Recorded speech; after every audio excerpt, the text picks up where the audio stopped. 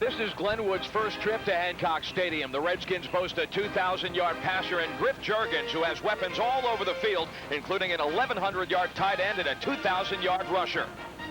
Enter Bishop McNamara for the 7th time this year with an outstanding defense to complement an explosive ground attack led by Johnny Short. Unbeatens collide today for the 4A title.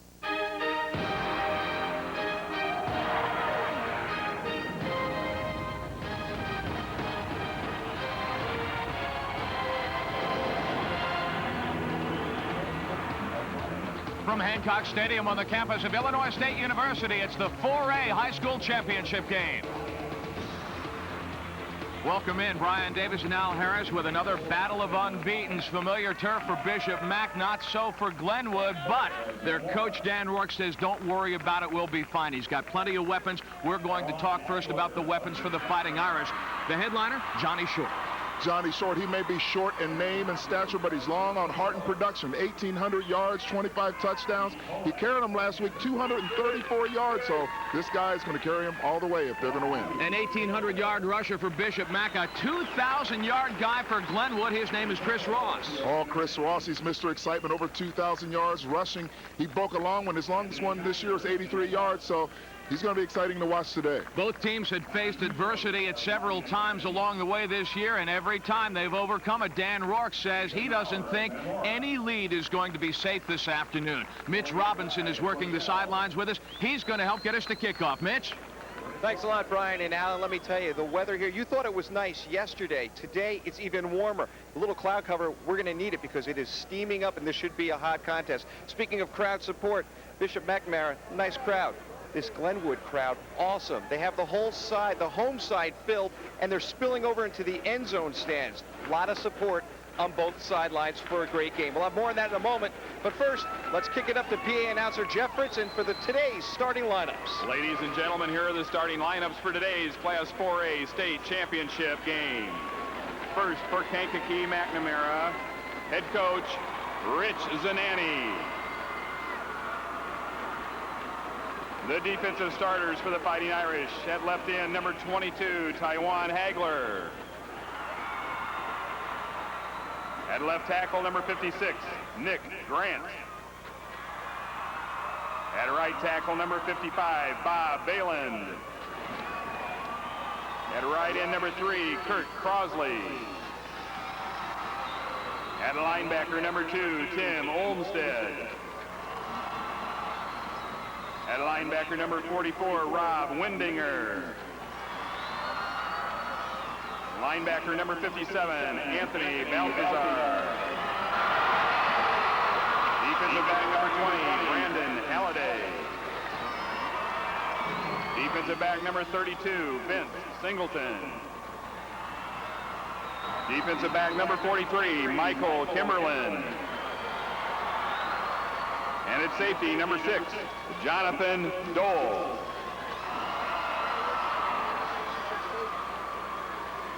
And now for Chatham Glenwood High School,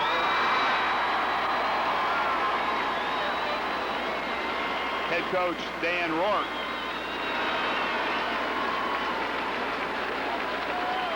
And the starting offense for the Redskins, at left end, number 9, Cam Kirsch. Tackle number 71, Andrew Schlichting. At left guard, number 53, Mike Stegeman. At center, number 63, Mike Thompson. At right guard, number 61, Bob Perkins. At right tackle, number 70, Steve Hoppy. At right end, number 1, Ken Boyle. Quarterback, number 12, Griff Juergens. At halfback, number 34, Chris Ross. At halfback, number 5, Bill Clayton.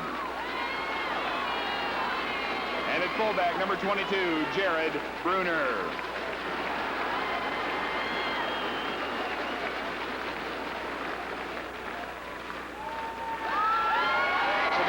Starting lineups for both teams.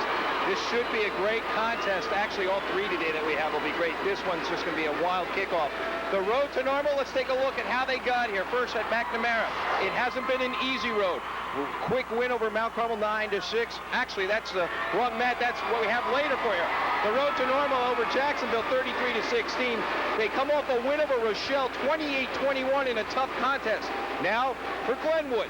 They too coming off a tough one. A double overtime win over Geneseo Darnell, 37-34. So both on the roll, both ready to rock, and both 13-0. Let's kicking up to Brian and Al for the kickoff of today's 4A title game. Thank you kindly, Mitch. Mike Kimberlin will kick it off for the Fighting Irish of Bishop McNamara, and back to receive Chris Ross and Skip Clayton. Ross, number 34. He is the 2,000-yard rusher, just named before kickoff to the coaches' all-state team, along with tight end Ken Boyle for the Redskins. It is a fabulous day. Yesterday, it was like this, and some of the coaches on the early games are saying maybe even a little bit too warm, but it is a dandy, and it certainly beats the alternative. McNamara dodges the bullet. Mitch mentioned the double overtime win for Glenwood at Geneseo Darnall. McNamara played Pontiac in a one-point game and just survived when Pontiac missed a field goal in the closing seconds. This is Skip Clayton, one of the up men, taken down immediately by Rob Wendinger. And we are underway. What an offense for the Redskins of Glenwood. Griff Juergens, a 2,000-yard passer to go along with a 2,000-yard rusher in Chris Ross. Kirsch, the All-Stater Boyle, and Bill Clayton. And then up front, the offensive line anchored in the middle by 5'10" Mike Thompson. Small on that line, but quick, and boy, do they play with pride in terms of what they have done. The handoff to Ross goes left side and doesn't get much. Anthony Baltazar, MVP for the Fighting Irish, makes the tackle. Here they are up front. Tywan Hagler may be the best player on this Bishop McNamara squad. Kirk Crossley, great story, didn't start playing football until just a couple of years ago. Olmstead, Wendinger, and Baltazar on the edges, the heart of this defense. Halliday, Singleton, Kimberlin, and Dole in the secondary. Juergens passes and hits his man. He's got Jeremy Lynch for a modest gain. He'll be shy of the sticks, so we go third down. Well, Brian, one of the things that Glenwood brings at you, they're so balanced. They have Juergens, who's thrown over 2,000 yards, as well as Ross. So they can attack you a lot of ways. In that pattern, they went 4 wides. They have 3 wides from one side and ran a quick little screen there. 5,002 yards for the Redskins offense in 1998. Juergens will go down. Sacked on the play by Tywan Hagler. You know, Ty Hagler, 18 sacks this year. This guy is a big pressure guy, a tremendous player. He's going to come from your right side of your screen, from the right side there. He's going to beat the block. He uses his hand, pushes off Ross. Ross is a small blocker, and Hagler just overpowered him.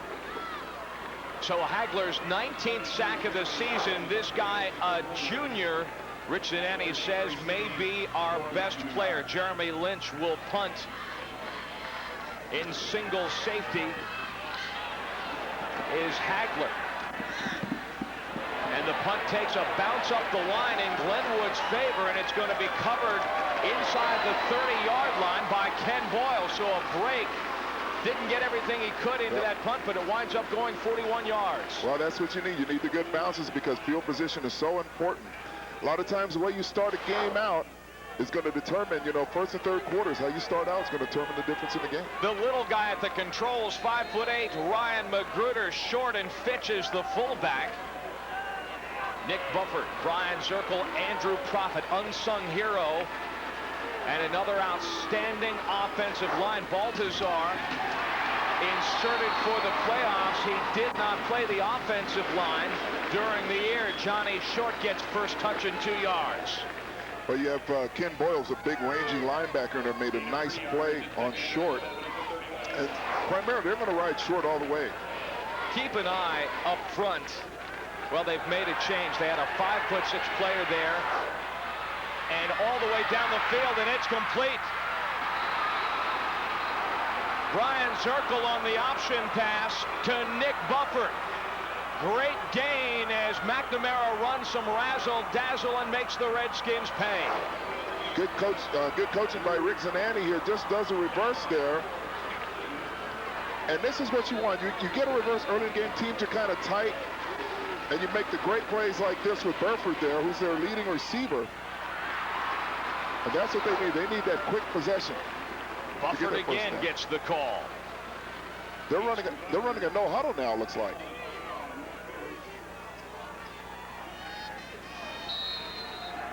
Offset eye. You called it right. The pitch to short. Gains some room. Hits two men about 3 yards down from the line of scrimmage. Good for a first down on 2nd and 1 for Johnny Short. Previous play covered 43 yards. But that's smart. Right after you hit them with a trick play, you go no huddle, get those guys on defense a little rattled. Obviously, they respect Glenwood's defense tremendously. Otherwise, they wouldn't go no huddle. You don't want that defense to get set.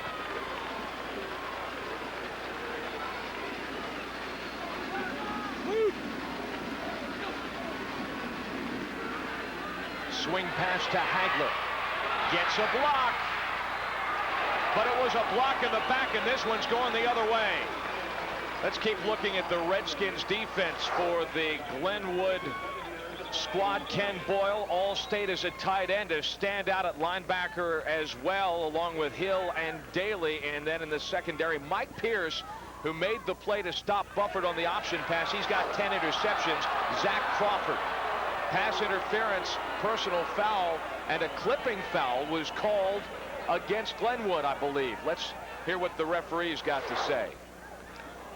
There it is. Finch right behind him, hit him right dead in the back.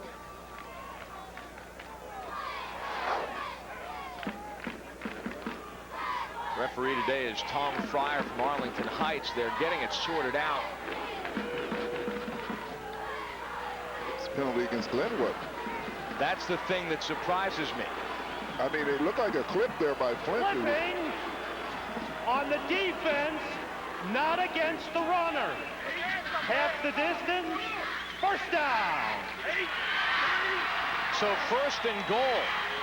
And it looked for all the world to me as if he got sprung by a block in the back, but the ball goes the other way. Hey, they're down there, we're up here. McNamara from the 8-yard line. Johnny Short, touchdown.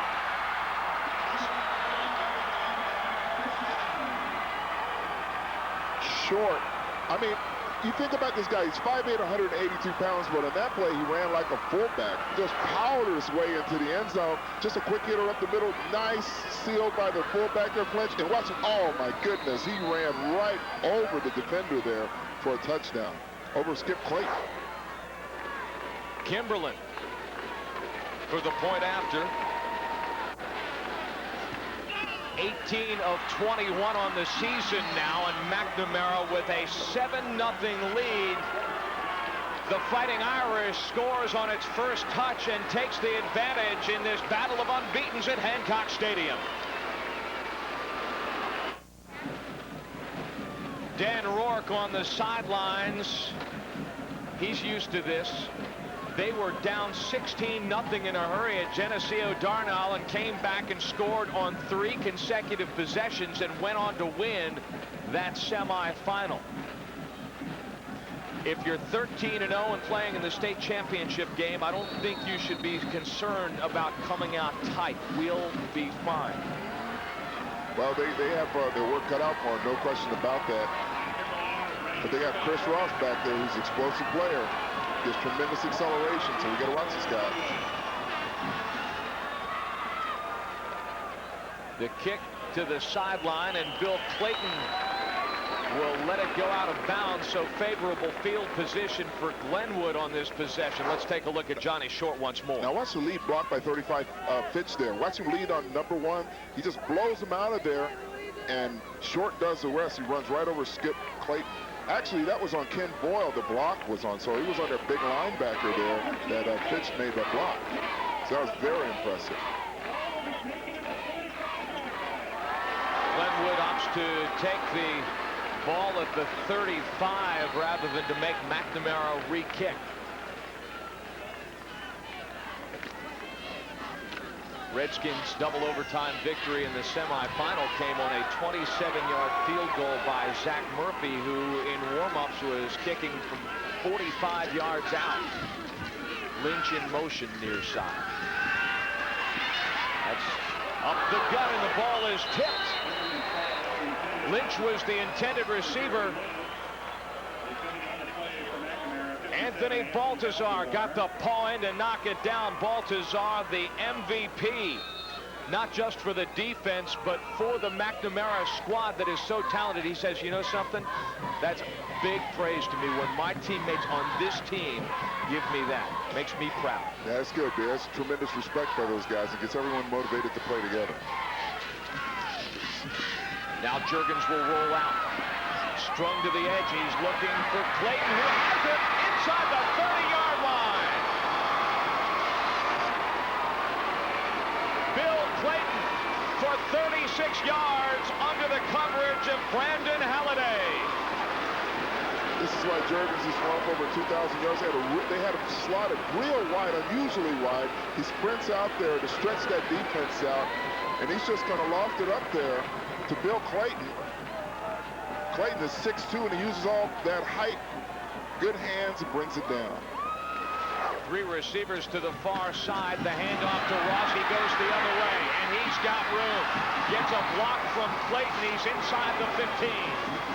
These are momentum shifters right here, Brian. You know, you have that long pass there. Now you go back to your top rusher, Chris Ross, bring it back to the right side. 15 yards and another first down. Looks like they're trying to stay away from Hagler there because he's a heck of a football player. So they're going the opposite way.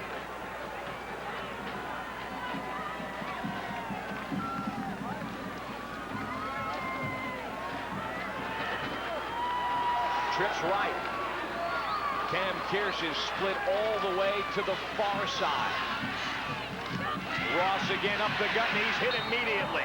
Bob Phelan makes initial contact at the line of scrimmage. But what they're doing, they're taking unusually wide splits by both of the wide receivers on both sides. I mean, almost on the sideline.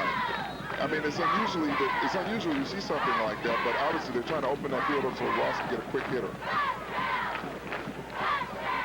You can see why they'd want to get a quick hitter. 48 touchdowns. Same look on 2nd and 10. Look how wide that is. Juergens, touchdown.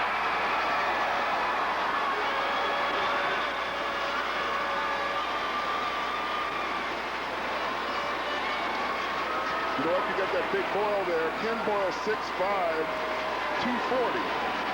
And they spread their guys out wide, as we just showed you. They're really wide so they can get those good angles to throw that football in there.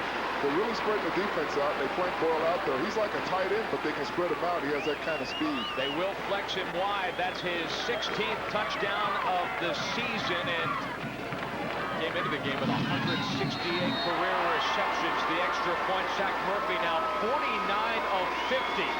Got to be one of the better kickers in the state. And we haven't played 5 minutes, and we're at 7 aside. Boy, oh boy, we got a barn burner here going early. Now they just spread them out. Juergens does a good job here. About a 5-step drop. Just a quick slant right across there. Easy touchdown for Kent Boyle.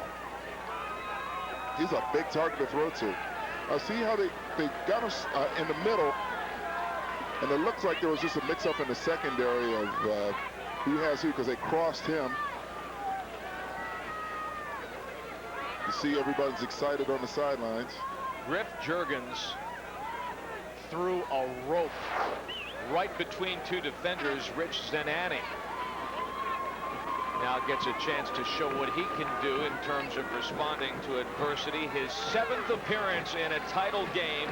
Made 6 in 3A, won 4 of those. The last time up was in 1987. Ken Boyle getting looks from several Division I programs, including Illinois, Northwestern, Syracuse, and Vanderbilt. There's the guy who put the ball to him, Juergens. Squib kick is taken. 5 Vince Singleton. Good return to the 30-yard line. 22-yard return for Singleton. But both teams have come out and answered each other very well. I mean, they're coming out, establishing offensively what they need to do. It'll be interesting to see what McNamara does in this series. Juergens showing some serious attitude on the sideline. Magruder hands to Short for 2. Ken Boyle first in. Jeremy Lynch also got in there, made a good play. That's what you got to do to contain Johnny Short. You can't have one guy tackling him. You got to have a group of guys coming around making the plays, and you'll watch him. You'll go towards the left, and you'll see Lynch 42 shut up the blocker there. Nice play by number 42 Jeremy Lynch.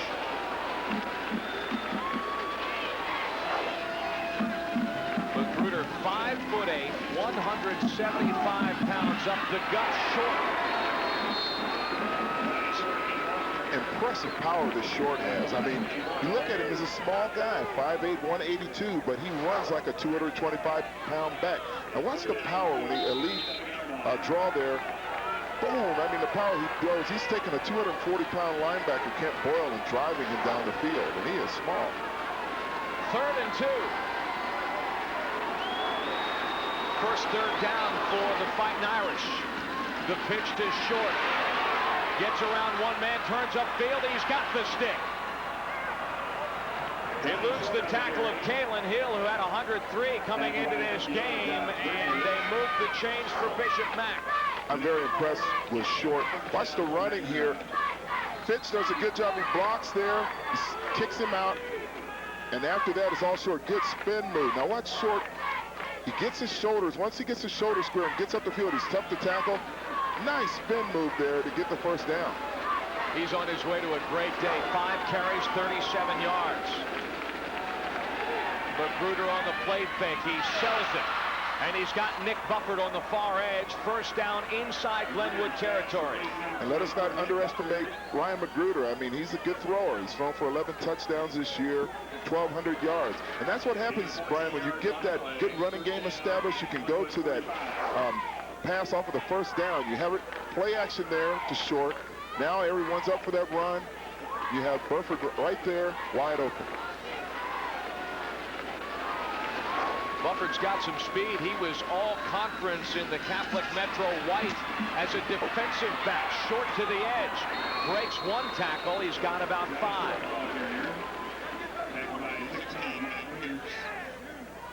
Well, that's what you need to do. You need to get as many guys to the ball carrier as possible. Tim Brinkman came up there and blew that play up, number 24. Now watch Brinkman come up 24. He's just going to come in there and throw his body in there, but he slows Short down enough for everyone else to get there. Johnny Short in the comeback victory in the semifinal over Rochelle. A career high 28 carries, 234 yards. Said, I like the feeling of putting the team on my back. Magruder rifles one to the near side to Bufford. They're just running a nice ball control game. They're not really going deep yet. They're just taking advantage of having a great runner in the backfield to keep Glenwood's defense off balance. 4-yard gain. 3rd and short. McNamara averages 192 yards a game on the ground, 288 yards total. Glenwood's defense gives up 144 a game. Short, wow! Wow is right. I mean, he looked for sure like he was going to pop that for a touchdown. Good acceleration, and you love the way he runs low. Watch the body lean here. He's gonna read the blocking very well on the line, and he pops through that hole, running low, keeping the shoulders low. He almost popped that for a touchdown. Good blocking by the O-line there. Watch the pull by Baltazar. That was a nice pull by Anthony on that one blocking. Magruder on the play fake is rolling and under serious pressure. Gets a great block to get rid of the pass, but Profit, the tight end, can't flag it down. Baltazar put another nasty hit out there. Man, oh man, is he unloading on some people. Watch his hit on Brune he puts right here. Watch bounces off. Wow. Man, this guy is all over the place hitting people. Mentioned that Zanani inserted him on the offensive line just for the playoffs. He says this guy could play fullback, he could play tight end, he could play anywhere. Yeah, he played that guy pretty well right there, put him on his backside. The workhorse. Oh. And you will need a yoke and a collar to bring him down. Man, oh man, does this guy run powerful.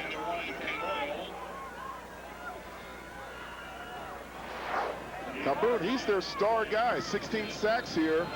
Baltazar, that's probably why they have him in there, just for Boone to control him. As you can see, it was his block that set Short free. They have to control Charlie Boone in order to get a good running game. McNamara out of the eye from the 14-yard line. Well, there comes Boone. Boone said enough of that. I'm coming to play. And that time they couldn't control him. That's what they need from him. They need their leaders to step up and take charge. Now he's going to scrape around there. Just wrapped up Johnny Short, got the hands on him. 5'10", 5'11", 210. 16 sacks, as you mentioned, 106 tackles, 87 of those. You want to talk about getting to the point of attack, 87 solos. Hey, Singleton is hammered for a loss. Skip Clayton flew untouched into the backfield. Watch this. Clayton's going to come up there, and I think, oh, Daly there, Ryan Daly, 6'6", 230, number 8. Watch him. He'll bring the blocker, just brings the blocker right back into Hagler there.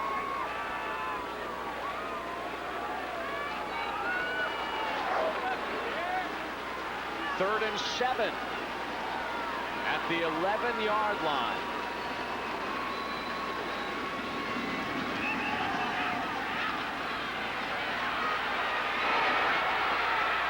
Magruder cannot escape the pressure. First from Adam Coombe, finally taken down by Tim Brinkman. Now this is what happens when you have good coverage, Brian. Look at this coverage right here. They just have everyone shut down. They're playing their own responsibilities well. Double coverage there, Brinkman. And now Brinkman comes up later on and knocks the quarterback basically for no gain. Mike Kimberlin will attempt a 28-yard field goal. He is 1 of 3. His long is 21. 1 of 4, and Glenwood holds. You got to take advantage of those points when you can get them, especially against a high-powered offense like Glenwood.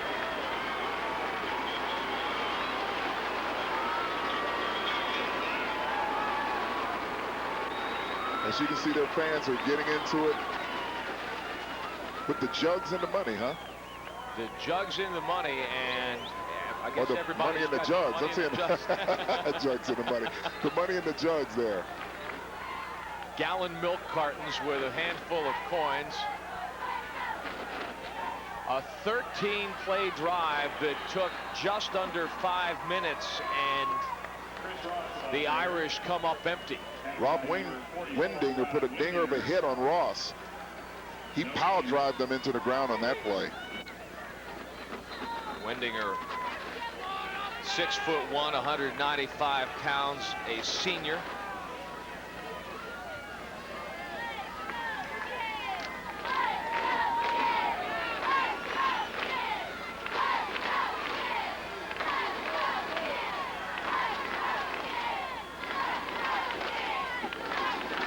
Juergens play fake. Selford, he's got Bill Clayton out of bounds, shy of the first down. Brian, you can see why this offense by Dan Rourke is so potent. When you have Juergens who can throw like he can, and you have these fine receivers like Clayton and Boyle, and you have a great runner like Ross, you can flank them out and you can throw like that. That's a very tough offense to defend.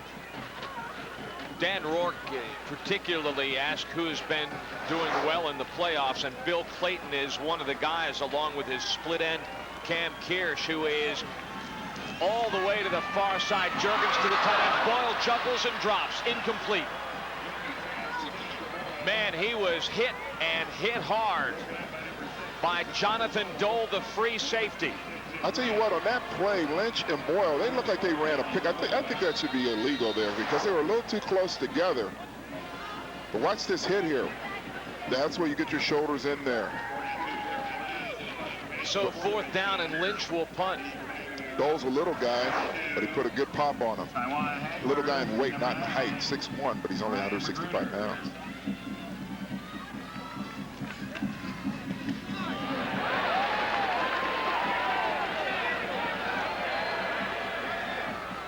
Mack lets it go. Hagler had a notion. Then Singleton, he's back there with his quarterback Magruder. Ben Singleton has to be careful back there. He's back there blocking, and the punt almost hit him in the back, so he has to be very careful on that. Mitch Robinson's on the sideline. What do you got, big guy? Well, Brian, earlier you mentioned about Rich Zananti and the experience his team has down here. We've got 4 teams with a lot of downstate experience. As we take a look at our little graphic for you, it's well, later up, coming up later up today, we have Providence against Mount Carmel. That's at 3 o'clock in the 5A championship. That's live. And live on Fox Sports Plus, it's Barrington versus Wheaton-Warrenville South. Experience, yep, they've been down here 9 times, 6 state titles. That's McNamara. So they're looking for their record 7th today. But also Mount Carmel down here 9 times, 6 championships. Providence down 7 times, 6 championships. And Wheaton-Warrenville South down 6 times with 3 championships. Experience will go a long way. Also, one other thing for you. Magruder, the reason why he's rolling out, McNamara likes the way he runs and also the size of the Glenwood defensive line. Magruder's not the biggest quarterback, guys.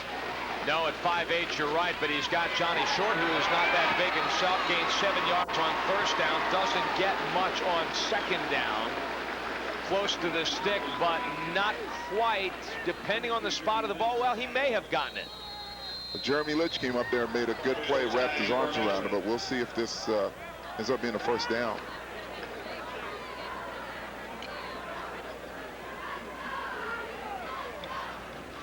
Johnny Short's just very impressive to me. I mean, for such a little guy to run with the power he has, it's just very remarkable. Johnny Short. They'll move it 1st down. Johnny Short, Zananti says he's not the fastest tailback, but one of the toughest, and one of the things Rich Zananti likes about Johnny Short is that he does not fumble the ball. Let's see if McNamara can get the playoff before the 1st quarter expires. The answer is yes. And for a change of pace, Taiwan Hagler, and what a change of pace. This guy next year is going to replace Short as the featured back. He's strongest right now on defense. How about that for a preview as the 1st quarter comes to a close? McNamara and Glenwood are tied at 7 at Hancock Stadium on Fox Sports Chicago.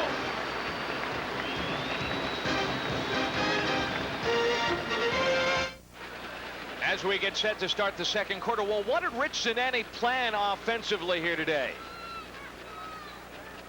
We try to get Johnny Short started early and make him defend that, and then, Ryan Magruder maybe open it up a little bit with some play action stuff, and that's been what we've done all year long, and it's worked out for us, so far. It most certainly has, and now they've got the ball back again, Al, after coming up dry after an otherwise impressive 13-play drive. I think in the end, depending on what McNamara does here, that puts some pressure on Glenwood to get something done when they've got the ball. Obviously, Fitch is hammered by Josh Bridges, who is called by his coach, Rourke, one tough hombre. Think we just saw why. Wow, I mean, he came across that line so quick. No one must have blocked him on that. I mean, he immediately whips the, wow. Just a great, just arm over and just takes Fitch to the ground. He rubbed off the left side guard, Brian Kincaid. And it was almost as if he were untouched. Loss of 2. Magruder, the ball was tipped, I think, by Lynch at the line of scrimmage. That's a disadvantage when you've got a guy who is 5'8", trying to pass over 6'2". a 6'2". Yeah, that's part of it. That's why they want to roll him out a lot. Lynch does a good job. Jeremy Lynch gets his hands up, tips the ball, and throws off the timing of that pass. Otherwise, Bufford has that. 3rd and 12. McNamara 2 of 3 on 3rd down. McGruder the pump fake, and now he's going for the downs, and he well overshoots his receiver, Nick Bufford. Bufford, great closing speed. It looked like that ball was going to drop 6 yards in front of him.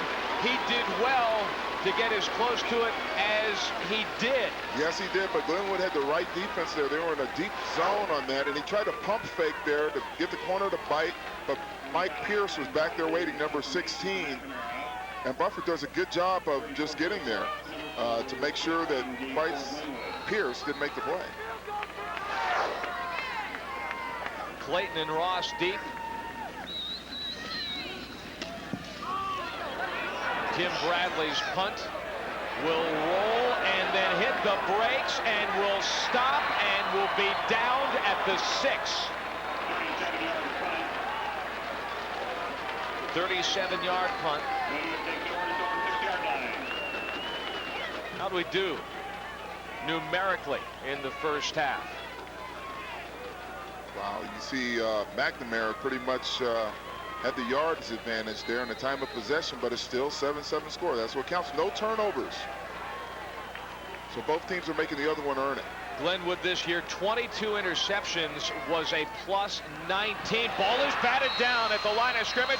Kurt Crosley, with that 6'4" frame, leaps up and knocks the ball down. Looked like Kareem Abdul-Jabbar on that one, just jumping way up there and putting that big paw up. Number 3, Kurt Crosley. 12 sacks on the season. 22 plays for McNamara and 12 for Glenwood. Kurt Crosley did not play football until he was a sophomore at Bishop McNamara.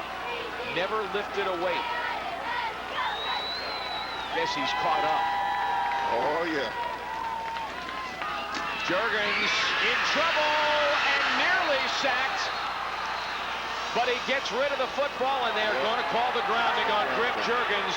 So that will be a loss of down as well. Taiwan Hagler had a notion to toss him down for 2. But doesn't work out that way, but it works out in another for McNamara. They have 2 of the finest defensive ends in the state, Crossley and Hagler, and both of them are going to put pressure on Juergens coming from both sides. You'll see them just fly in there. Look at both of them forcing Juergens to step up. Hagler has him, and you can see why that's a grounding call.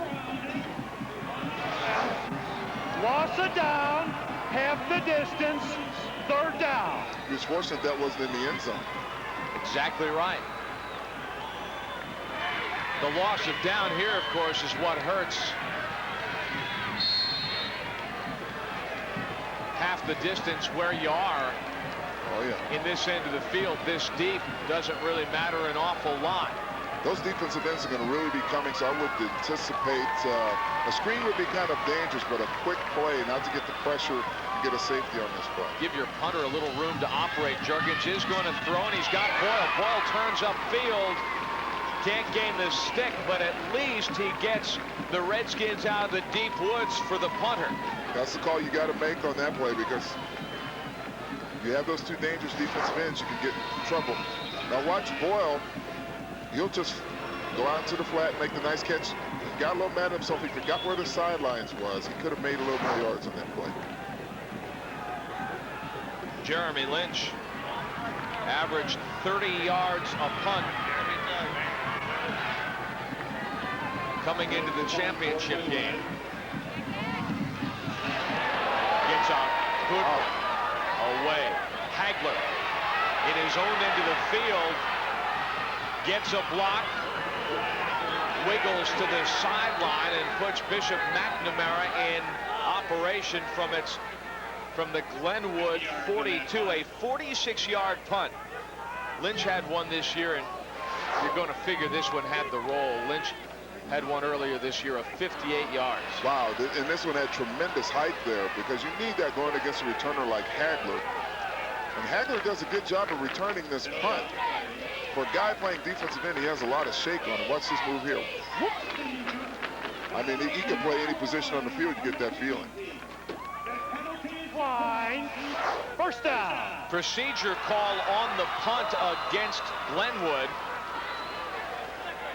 McNamara declines. They'll be pleased to take it at what will be the 41-yard line. Johnny Short is being recruited at the next level at 5'8". He'll probably get more out of 1AA than he will out of 1A. Takes the pitch from McNamara. Ball comes out, and it's recovered by Glenwood. So the guy who doesn't fumble does and gives the Redskins new life. Yeah, we couldn't see it on that play, but there was a monster hit that was put on Johnny Short. That's the way you meet force with force right there. Johnny coming with the ball. And once, boom, I think that was Boyle that came in there, number 1. Charles Brunn recovered. Boyle came in and put on the hit. I don't know if somebody got an arm in there and got it free before. There's Boyle. Oh, no. It hit his own player. He hit his own player, kind of ran into his player's backside, and the ball popped out.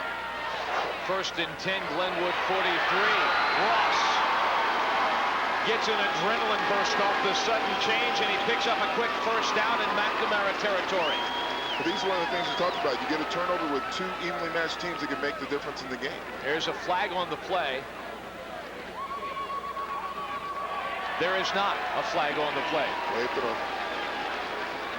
Your officials this afternoon: Tom Fryer from Arlington Heights, Hamilton, Cush, Lowe, and Ruggiero.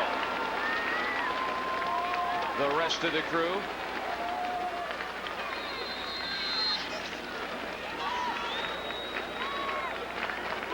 Now it'll be interesting to see what they do right off, because they got the momentum now. This could be a big play, a good play action play downfield off of the run would be really nice.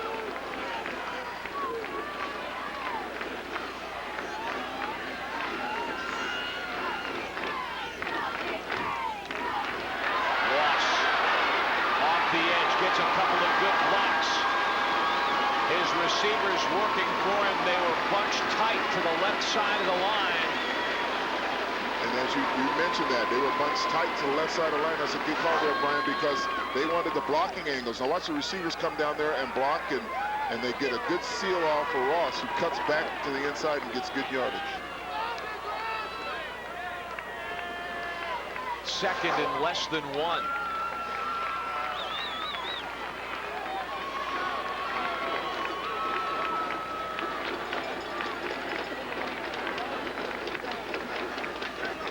Motions out. And the handoff goes to Jared Brunner, the fullback, who didn't touch the ball a lot this season. 50 carries. He averaged 4.8. The point is here that he gets the first down. And you want to keep your offense balanced. Glenwood stresses that so much, and you go to your fullback every once in a while. Tim Olmstead makes the stop for McNamara.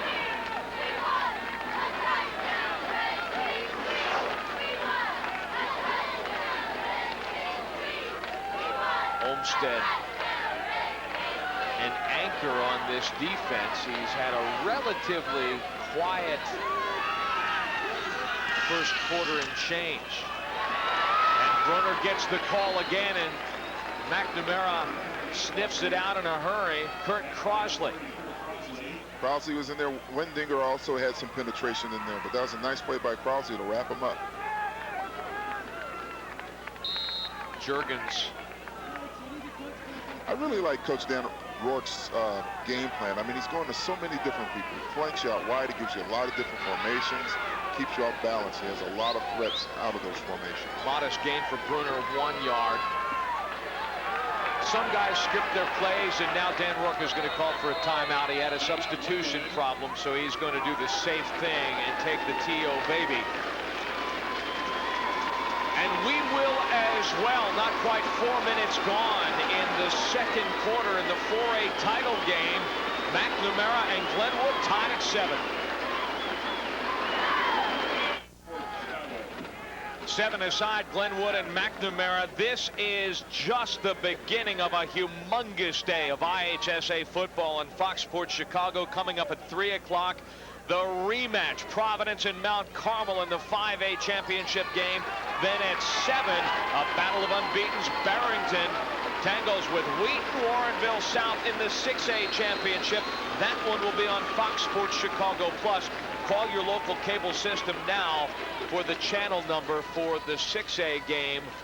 Barrington and Wheaton Warrenville South. His coach John Thorne, people say, you know what, he's the kind of guy, he'll take a loss or two early in the season, but come playoff time, you do not want to see that team. I'm sure Barrington doesn't mind. Ross, misdirection play, doesn't get a lot. Bob Belland with the tackle, and Mitch Robinson in the stands on the far side. Cutting out, Brian. Go for it, big boy. All right, we'll try Mitch in a couple of minutes as Glenwood gets set on 3rd and 7. Big play here, the field position. Juergens under pressure. He pops it out and just misses Chris Ross.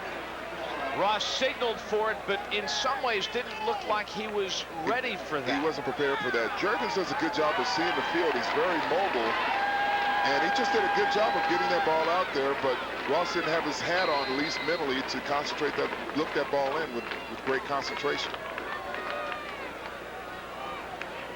So the Redskins now 0 for 4 on 3rd down. Count noses there. Murphy's going to go for a 46-yard field goal.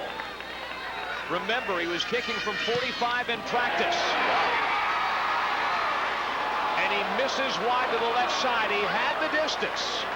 Did he have the distance? He could have kicked that thing in from 55 yards where he kicked that ball, but it wasn't accurate. Murphy 3 of 6, a long of 30.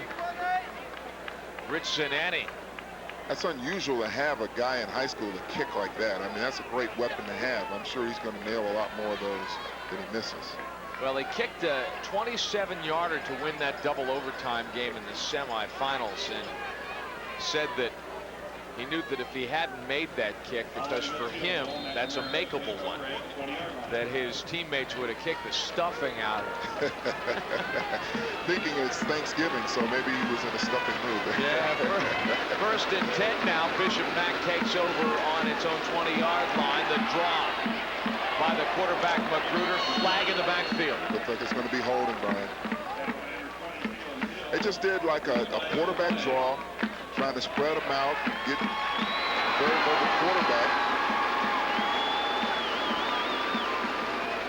Magruder the chance to expose them.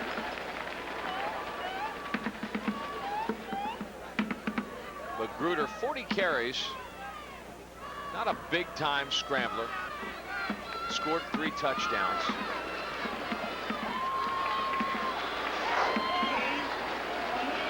See the lineman set up, act like it's a pass. Looks like the right guard there has holding on Broom, which you probably almost have to do. That guy's such a great football player. Tom DeBetta.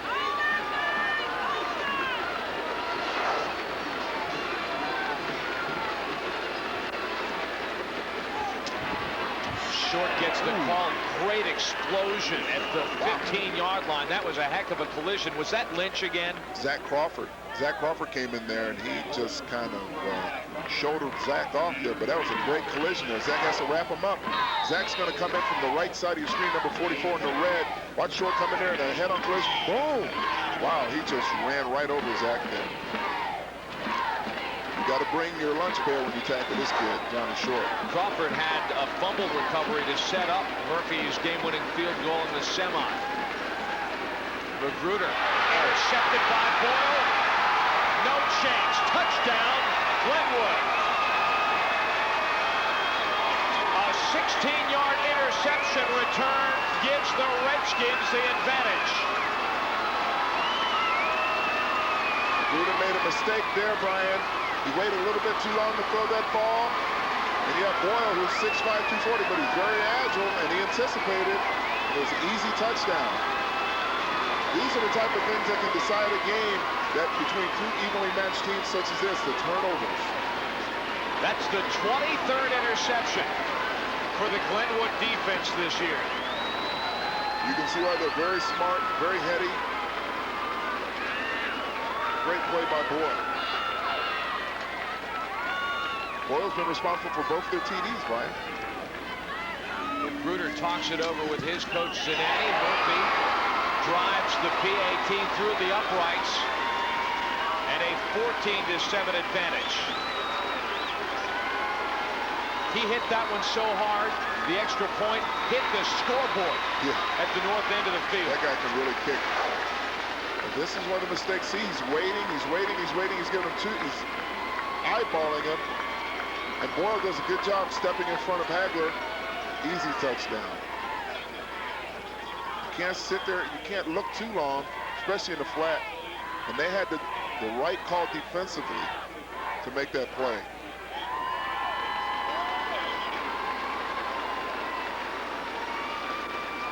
Yeah, you bet the guys in red are liking that. But let's go back to Dan Rourke's admonition before the game.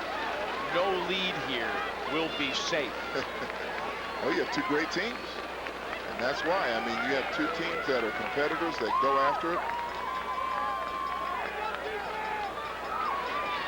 Mitch Robinson on probably, Mitch, what is a subdued McNamara sideline.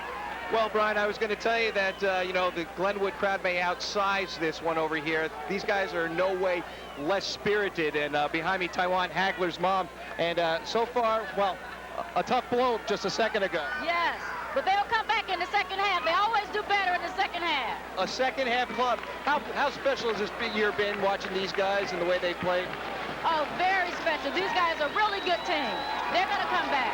Your son's got another year ahead. Al Harris wants to know where all the speed came from. It came from his mom. He's a junior. He'll do it again next year. It always comes from mother. Back to you guys. Love those gene pulls. Thank you, Mitch. Murphy. Well, she looked like she could run. Pounds it. Out of the end zone. What a weapon. The wind here is fairly significant out of the south, but I don't want to disrespect Zach Murphy. This young guy has got a cannon below the waist. Good-looking young man, too. That thing bounced 67 yards away from the spot where he kicked it. That's a weapon there for you there. Shows that Glenwood would never be out of the game if it's within 3 points, no matter how far the distance is inside the 50, it seems. This guy can do it.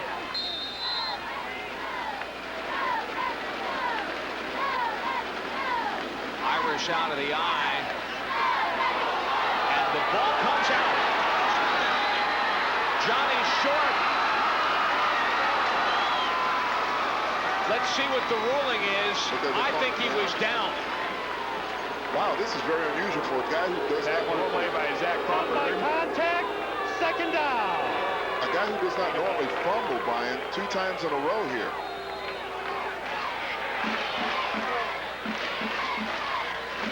Boy, Griff Juergens was ready to come back.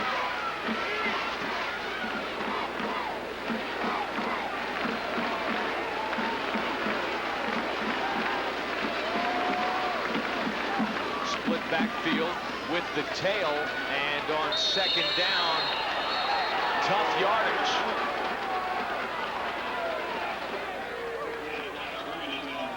I tell you what, McNamara was very fortunate they didn't call that fumble, because you don't need back-to-back turnovers, especially against such a good team like Glenwood. And as you see Short coming through here, oh yeah, he was down. His knee hit the ground and then it came out. But he's got to hold on and let it be debated. 3rd and 1 now. Only 8 fumbles lost by their team all year. And Short has 2 of them, almost 2 in this game. It's still early.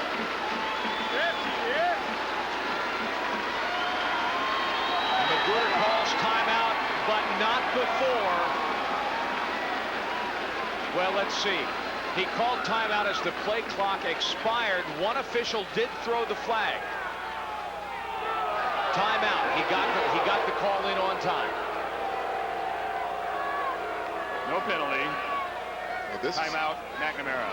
This is something that McNamara really has to get back into this game, get control of the momentum right now, Brian, because Glenwood has a lot of emotion. They have a lot of confidence right now, getting ahead 14-7. They've seen them lay the ball on the ground a couple of times. They made a couple of good defensive plays.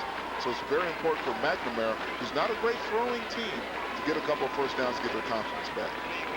Bishop McNamara is 2 of 4 on third down. A year ago, when they played in 5A, they lost in the semifinals to Woodstock. That has been a point of motivation for this team the entire season long. Ryan McGruder says, I have spent 365 days reminding these guys of the horrible feeling we had. McNamara now playing in 4A. Providence and Mount Carmel will play later in the 5A championship game. That is a rematch of the heavyweight bout won in overtime earlier this season by Mount Carmel. That's going to be exciting. Frank Lenti for Carmel and Matt Sempner, the coach from Providence. And he is stacked up and short of the first down. Well, that's what you have with good defensive play. They just piled it in there. Everyone was in on that play. Team defense, this is how you stop Johnny Short here. Just everyone firing through the gaps. 42 Jeremy Lentz came in there and made a great play to make the initial hit, and everyone else joined this party there. He actually seemed to lose a touch of room. Yeah, he did. But Lentz had good penetration there. Tim Bradley to punt. Ross and Skip Clayton. Chris Ross calls for the fair catch at his own 44-yard line, so that's where the Redskins will start the drive. A 27-yard punt into the wind for Bradley. If you're Rich Zananti, you have to be really concerned right now with such a highly explosive offense as the Redskins. You know, there's 4:49 left. If they put another touchdown on the board right before half, they can really take control of this game.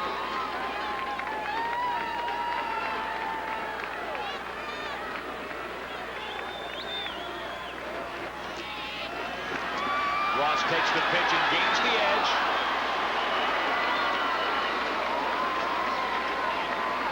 The ball came out. I think Ross was down. Boyle cleans it up just in case. Well, it's funny, you're seeing the two top backs putting it on the ground a little bit, but they didn't call it. Just on a quick count to Ross. Comes on the inside. Nice hit there by Vince Singleton. That was a bang call. That was a quick one. Quickly to the line comes Juergens. Hands it off to Ross, who eludes one tackle attempt. He escaped the clutches of Taiwan Hagler and gains the first down. Hagler had him short of the stick. That was tremendous footwork by Chris Ross there. I mean, there was penetration behind the line, and he did a good job of avoiding the first tackler. Watch the footwork of 34 Ross. He comes in there. See the penetration there by the linebacker? Good footwork to get that first down. That was Mike Kimberlin, the strong safety, who nearly had him in the backfield. 1st and 10. Glenwood from the McNamara 45. Quick hitter to the fullback Bruner.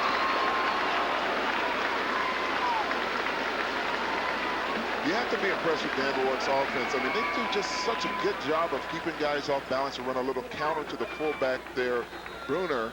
And they have all these great weapons they have offensively with Boyle and Clayton and Ross. And yet they use everyone. This guy is 5'5". This guy is 6'3". He's only 145 pounds, Bruner, so he's a little small guy, but he gets after it. He's very tough. Receivers split all the way to the near side. Ross in motion, and Lynch is close to another Redskins first down. What they're doing right now, they're doing a nice ball control offense, run the clock down. They're not giving McNamara any chance to get the ball back. That's what they want to do anyway. So they're running the clock down. Steve Graves, the coach at Kent, after the Redskins beat his team 31-14, says the defense gets overshadowed by the offense. And Juergens is hauled down on the play. Juergens is sacked by Wendinger. Nice play by Wendinger. That's what they needed. They needed a big play, someone to come in there. Oh, he gained the yardage he needed. Wow. He got a couple of feet. Well, you got a big, lanky quarterback, Juergens there. Wendinger gets good penetration, but doesn't hold on, and Juergens is able to stretch for the first down. And see, he gets it. Hold on to that guy. Juergens is kind of a lanky guy, thin guy, only 170 pounds, 6'3". He got the first. Just fell forward to get it. At the 34 to Lynch. Lynch was hot, uncovered. I'd hate to be a defensive coordinator going against this offense because they can run so many different things at you. Right there, just a quick slant. They had Lynch in the slot. Just a little bit too high for Juergens on that throw. They can put a thing or two together as well. In that Canton game in the quarterfinals, they held Canton at 202 yards, but they also put together a 99-yard drive to tie the football game. Juergens. Take a look at his numbers. And Hagler, he shovels the ball forward to Ross. Taiwan Hagler had Juergens measured up for a coffin. Man, he belted Juergens on that, but that was a good job by Juergens to get rid of that ball quickly. Watch Hagler coming from the left there very quickly. Bang! Bring a lot of force with him. Juergens does a good job of getting rid of that ball. Leaves Glenwood 3rd and 6.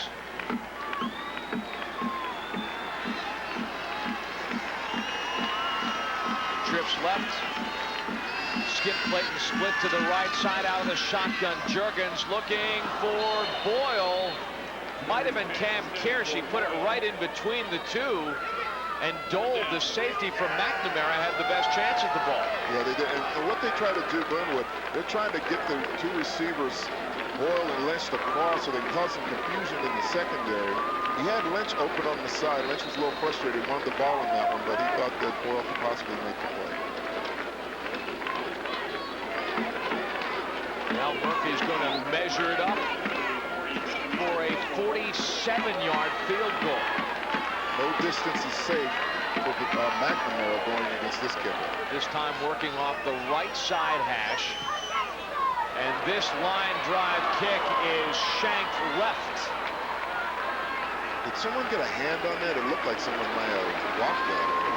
I think he just mishit it. So the opportunity to extend the lead failed.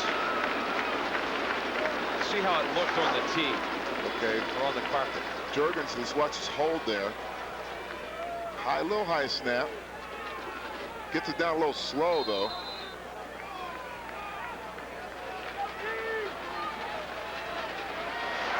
Irish with 1st and 10 at the 20.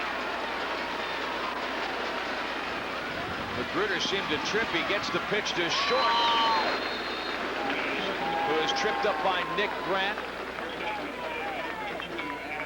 Well, Brian, they have the clock working against them. It's only 50 seconds left before halftime, so they got to go in a no huddle if they want to get a quick score here.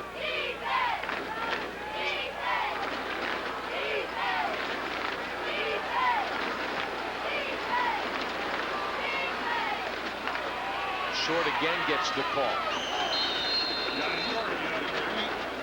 That'll be good for the first down.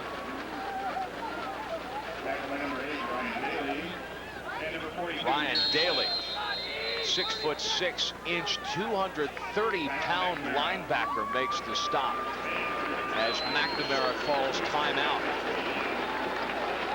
Well, the big thing, the person you're going to look for is Bufford on this play because, you know, he has receiving yards. He averages 16.7 yards per catch.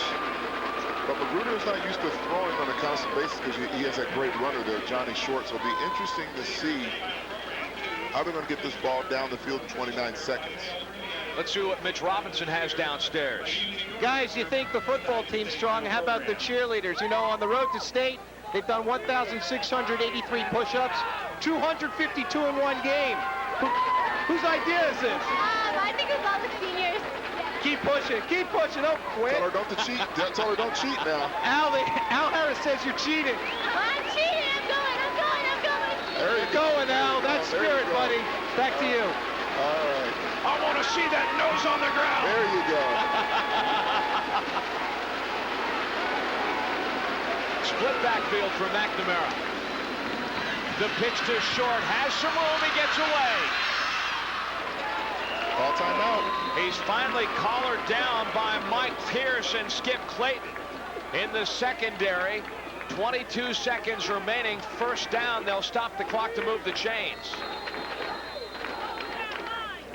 And now McNamara will call a full timeout. Short just takes a quick pitch. It's a big gaping hole there. Oh, another block by Baltazar there, 57. You can see why he plays all over the field. Just a nice run by Short. We'll see whether Ty Hagler's mom was right when she said that this team is at its best in the second half.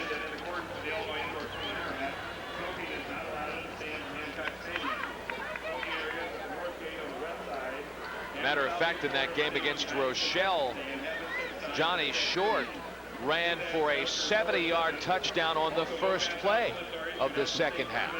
And it shows you they're a great comeback team, Brian. And it's interesting how they're going about this 2-minute drill. I mean, they're basically running the football. It shows you they don't have a lot of confidence in Magruder, and they want to put in their best players in. They've also gone toe-to-toe this year with Fenwick. They went toe-to-toe with Joliet Catholic. They won both of those games in overtime. We've talked about some of the tests that they've had here in the postseason. Glenwood actually defeated Fenwick in the playoffs. So there's a common opponent as Magruder. He's got his man, and he's free. Kurt Crosley, 58 yards and a touchdown.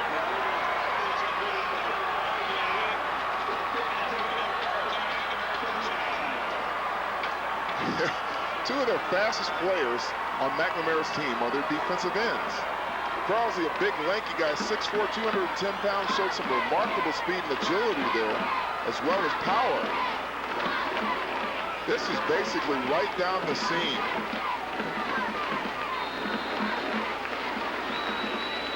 Just great patience on McNamara's part. Kimberlin ties it. With 12 seconds remaining in the first half, Kurt Crosley. Just very impressed by that. I mean, I was thinking, man, there's no way they're going to score on this drive, but watch, it's going to go right down the seam. Magruder takes a step back, and there he is. And see, he should be tackled right. Oh, you don't bump with the shoulder. Skip Clayton made a bad play on that one. He just bumped with his shoulder, and he actually knocked him away from the play so he could make the touchdown. You have to wrap up. Zach Crawford was in the process of bringing him down. See, Skip Clayton actually bounced him away from the rest of the guys. He came in there and just gave him a shoulder. You got to wrap him up. You talk about a quick punch in the jaw. Yeah. Man, you talk about a momentum swing. 12 seconds left. This is a big boost from McNamara. But again, like you're saying, no lead is safe. Two great teams who are just going after each other like heavyweight champions. 6 feet 4 inches tall. Never played football until a couple of years ago. Never lifted weights. He's still at 210 pounds. He's still a little bit on the lanky side. Now, would you give Ross the opportunity to return? No way in the world. Not with 12 seconds left. I just do a nice squib kick here. Let one of the up backs or a lineman take it.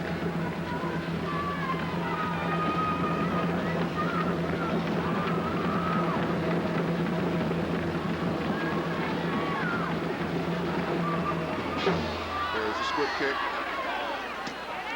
Boyle picks it up and is taken down with 7 seconds on the clock.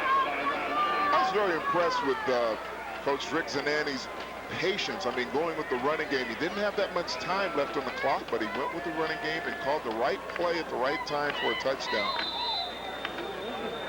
This is, in the end, a marathon. It's not a sprint. That's right. And you see why they're so good. As accomplished as he is in his 24th season,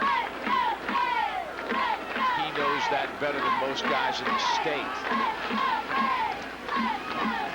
Ross, the draw. He's got room. He's tripped up across the 40-yard line. Baltazar again. 2 seconds left. They're calling a timeout.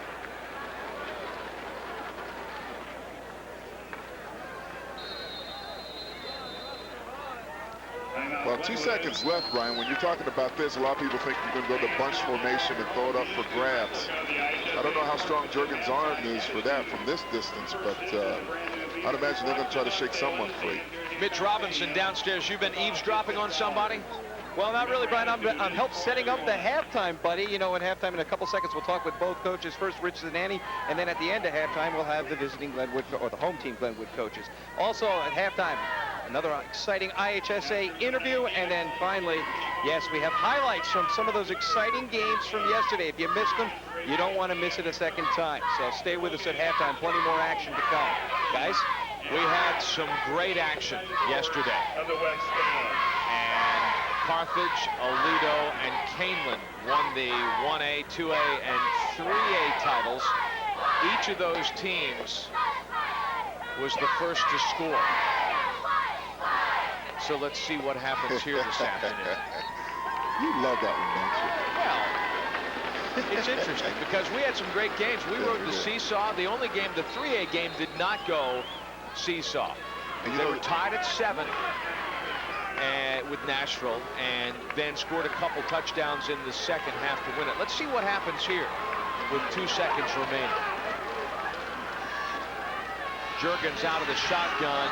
He's looking for Boyle. Boyle goes down. The ball is intercepted by Singleton.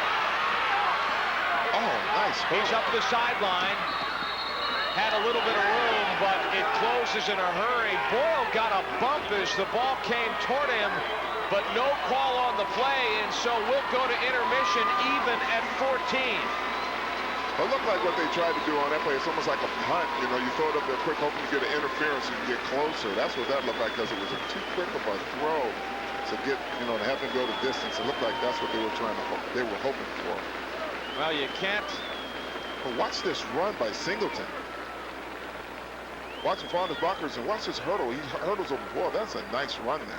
But Baltazar got him a second time. Boyle paid twice on that play. Mitch Robinson's downstairs. Mitch, can you hear us? We're here with Coach Rich Zanini. And Rich, what a way to end the half. Talk about that pass play and the effort you had. Well, we just wanted to go up the seam with Hagler on one side, Crosley on the other.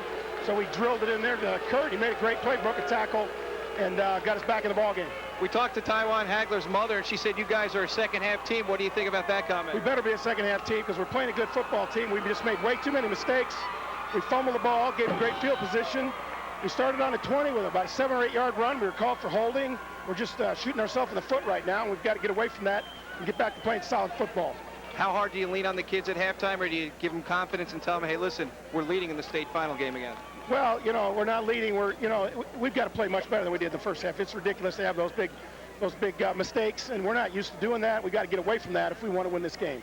All right, Rich. Good luck, and good luck with those halftime adjustments. Thanks a lot, Rich Zanini. And yeah, it is a tight game so far. Stay with us. Halftime is just rolling along right here on Fox Sports Chicago. Mitch, take a look at what happened when McNamara scored the first touchdown of the game. They benefited from what appeared to be a missed call. So it really does, in terms of those breaks, go the both ways, and we'll see what happens halftime at Hancock Stadium in Normal.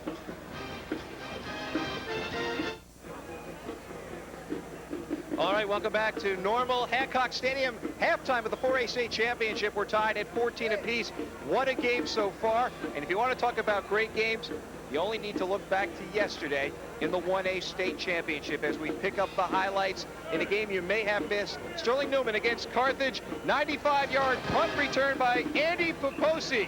It's a state record, and Sterling Newman takes a 26-14 lead. Poposi zigging in and out, and he's gone. Well, with 50 seconds to go in the fourth quarter, a team that only passed 39 times all season goes 31 yards to Eric Hudson. Carthage wins the state championship, the final, 30-26. What an incredible finish in that 1A game. It only set the pace for the rest of the day. We'll get to those in a minute. But first, let's talk about what's happened here at the 4A state title game in the first half as we take a look at the scoring summary. First two drives, touchdowns for both teams. Short. Johnny Short, the star running back, 8-yard touchdown run, ran over a defender and into the end zone, 7-0 McNamara. But Glenwood came right back with a 14-yard TD reception to Boyle, tied it at 7 apiece. In the second quarter, Boyle again, this time on the defensive side, a 16-yard interception return, 14-7, Glenwood in front. And just moments ago, right before the half, a 58-yard catch and run by Crossley gave McNamara the tie, 14-14. We knew these two teams were evenly matched up. We knew they both came off close wins in their last semifinal game. And this one is just as good in the state championship. We've got plenty of more highlights to come and an interview coming up next when the halftime rolls along right here on Fox Sports Chicago.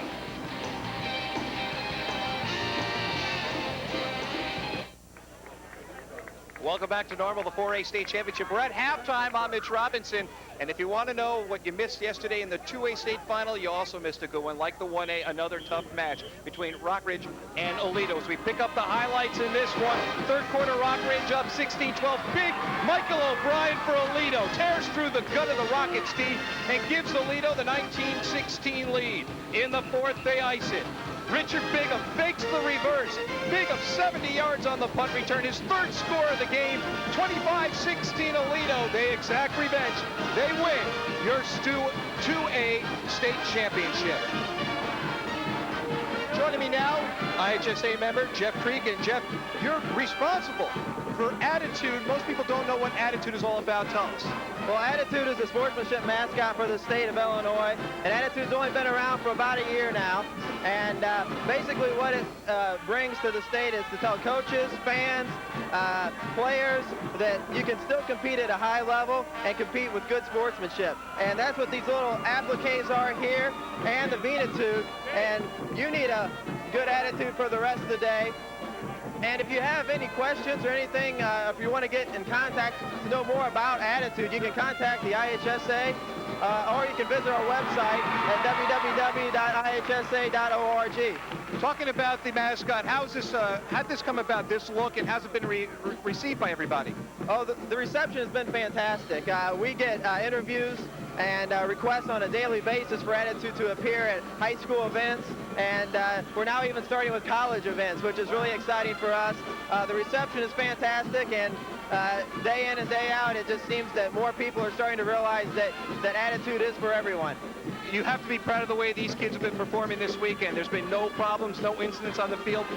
Opposite team members helping each other up, great sportsmanship. Oh, that's fantastic. And since Attitude, this is really the first full year for Attitude, we've seen a decline in the number of ejections in football and in all sports for IHSA, and we've seen an increase in the number of good sports reports that we've got in this year.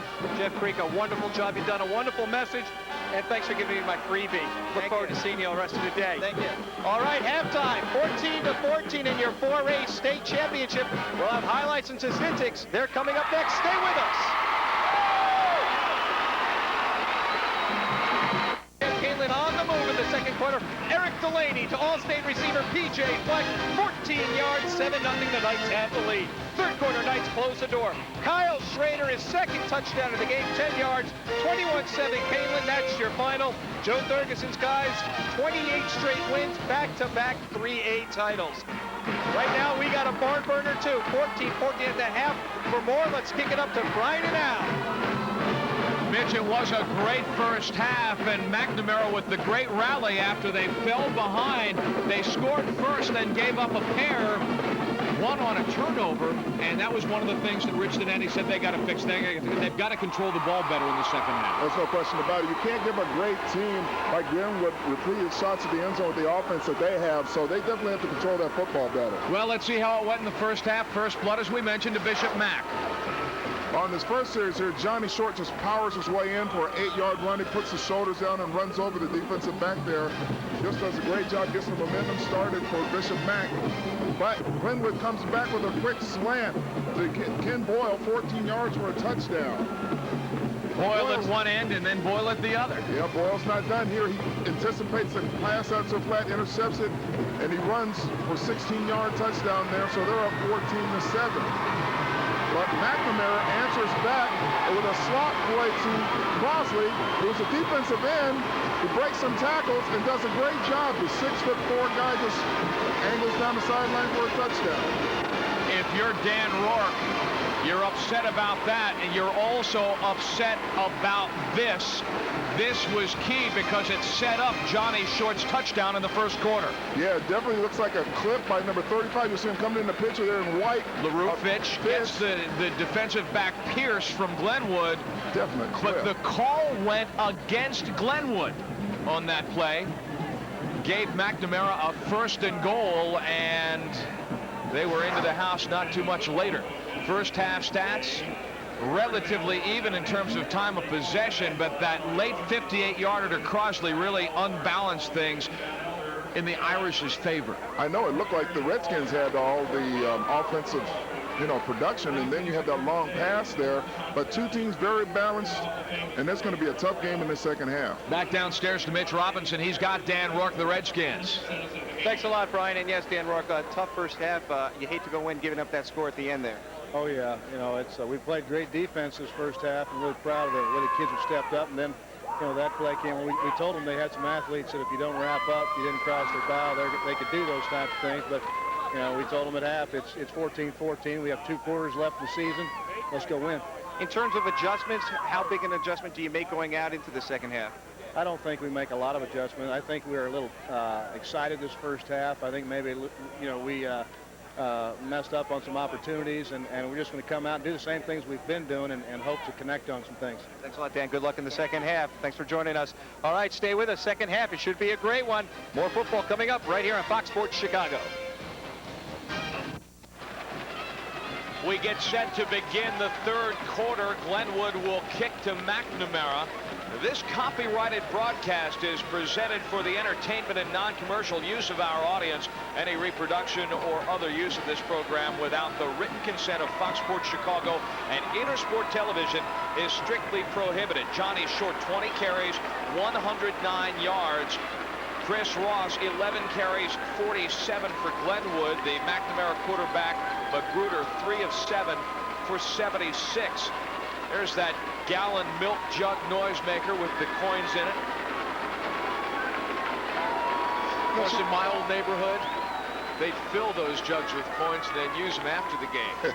Well, that's one thing. We don't want our kids to see that because they'll get an idea and do that at home. You know that. Guaranteed. How old are your kids? 6 and 2. See, ours are 9 and 5, and you're exactly right. Scary part is that we're contemplating a drum set for Christmas. Oh, boy. You have a lot of guts. And you must have some earplugs, too. Always comes in handy, and the kickoff is blown dead before Zach Murphy can get into it. Murphy has tried a couple of long field goals here this afternoon. And he'll be working with the wind again here in the third quarter. Yeah, we'll see if he puts that thing through the uprights this time. I mean, he really boomed it the last time.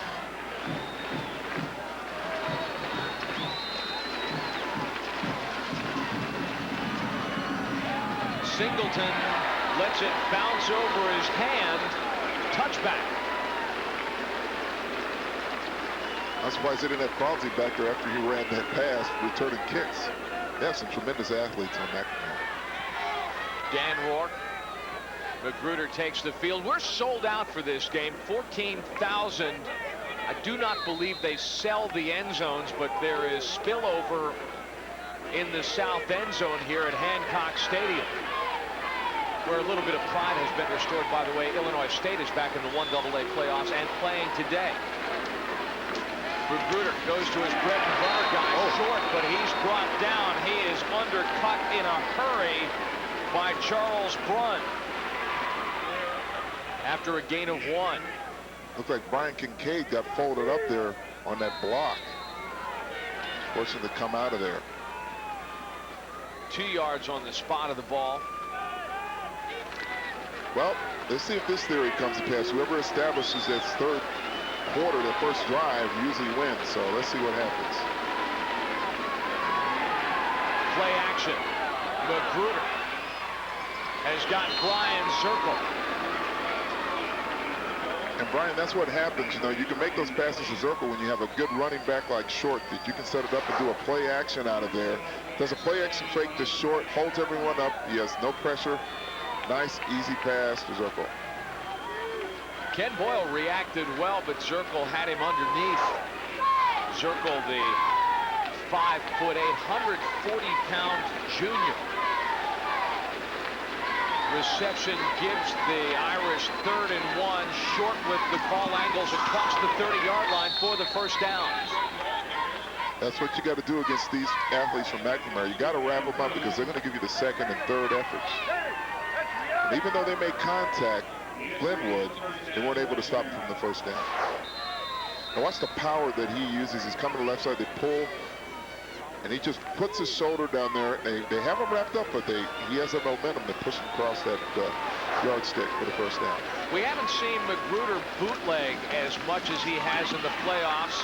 Short again gets the call and gains 4 or 5 yards. Magruder was being asked to bootleg a little bit more in earlier rounds. There is Charles Brunn. Now Charles Brunn, he's going to do a good job scraping off the block there. He gets his arms around there, but he doesn't quite wrap him up. See, these guys are hitting with the shoulder. If they keep hitting with the shoulder, Short's going to pop out there for a big gain. They got to get in good habits of wrapping up, get your feet to the ball carrier, put the shoulder on it, and wrap them up. If you're going against great backs like Short, or even their own back, Chris Ross, if you just give them a shoulder butt, they're going to break loose pretty soon. Johnny Short takes a blow. Looks like he's adjusting his helmet or changing the helmet there. Now Fitch, the handoff to Singleton. Off the block from Fitch. Singleton has the edge. He gets around Daly, who just does trip up Vince Singleton, who had eyes for the end zone. Another defender was closing. Adam Coombe had the angle, but a 31-yard gain for Vince Singleton. Singleton really turned on the speed there. I thought that Daly, now watch Daly, number 80, shifts there, and he looks like he almost gets paralyzed by watching him. He's kind of looking at him, and it looks kind of unusual that he didn't kind of go after him. Now, I don't know if he was expecting to cut back or not, but Singleton just blew right around him. Zach Crawford was also closing. Coombe was a little further downfield to cut off the pipe. Singleton is stacked up on second effort. Falls forward for a 2 or 3 yard gain. Looked like Short was having some problems with his equipment. What a luxury you have that you can put a Singleton in the backfield with the speed he has to sub for Johnny Short.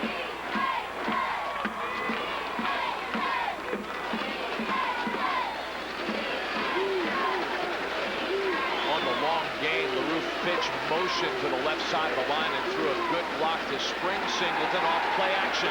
Magruder has got a lot of company, and Magruder is going to go down.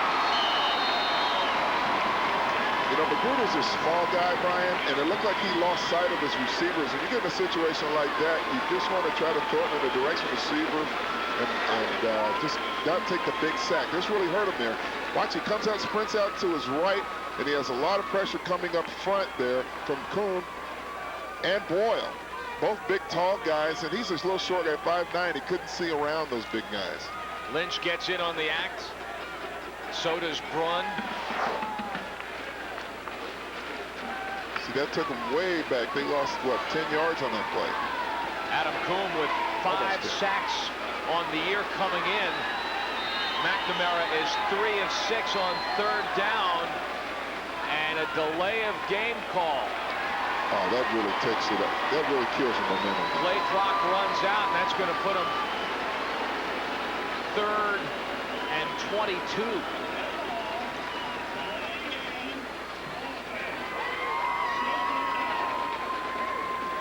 At this point, you don't want to make a major mistake and try to force the ball. I mean, most teams do not have a play for 3rd and 22. So if you can get it to one of your really good athletes, maybe get it to him underneath and have him make a good play and get, you know, break a couple tackles, that's fine. But you don't want to turn the ball over here at midfield.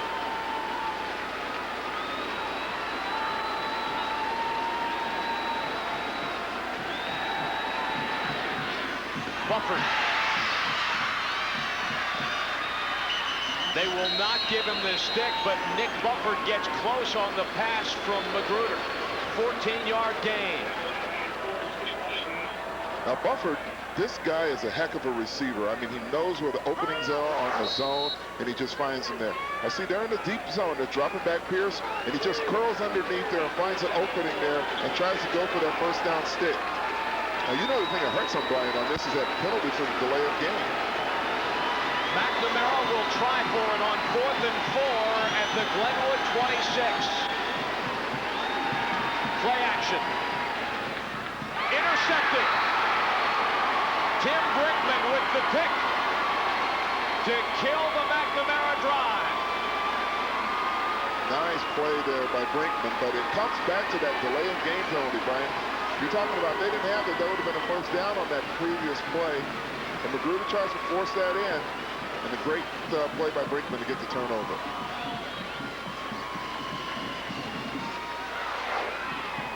Let's have a look at it again.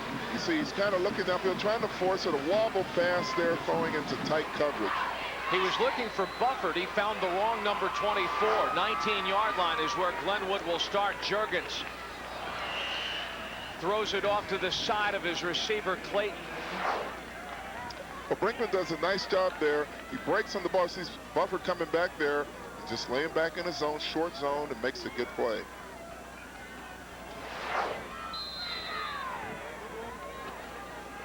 The man of the hour, and turnovers in a game like this can absolutely kill you. Remember now, 24 interceptions for the Redskins defense this year. The pitch to Ross. Nice fill on the play by Mike Kimberlin. You know, you have to be impressed with McNamara's defense because they pretty much not stopped Ross, but they've controlled him somewhat so far. He hasn't had any really big gainers so far this game. Under 50 yards for the first half. Chris Ross, a strong run. Benches 320, squats 475. He had 1,500 yards rushing as a junior when he was the conference player of the year. Boyle has tons of room. And the first down. Well, this is what happens. They put Ken Boyle in the slot, and he just goes out to the flat there, wide open, put in the deep zone there.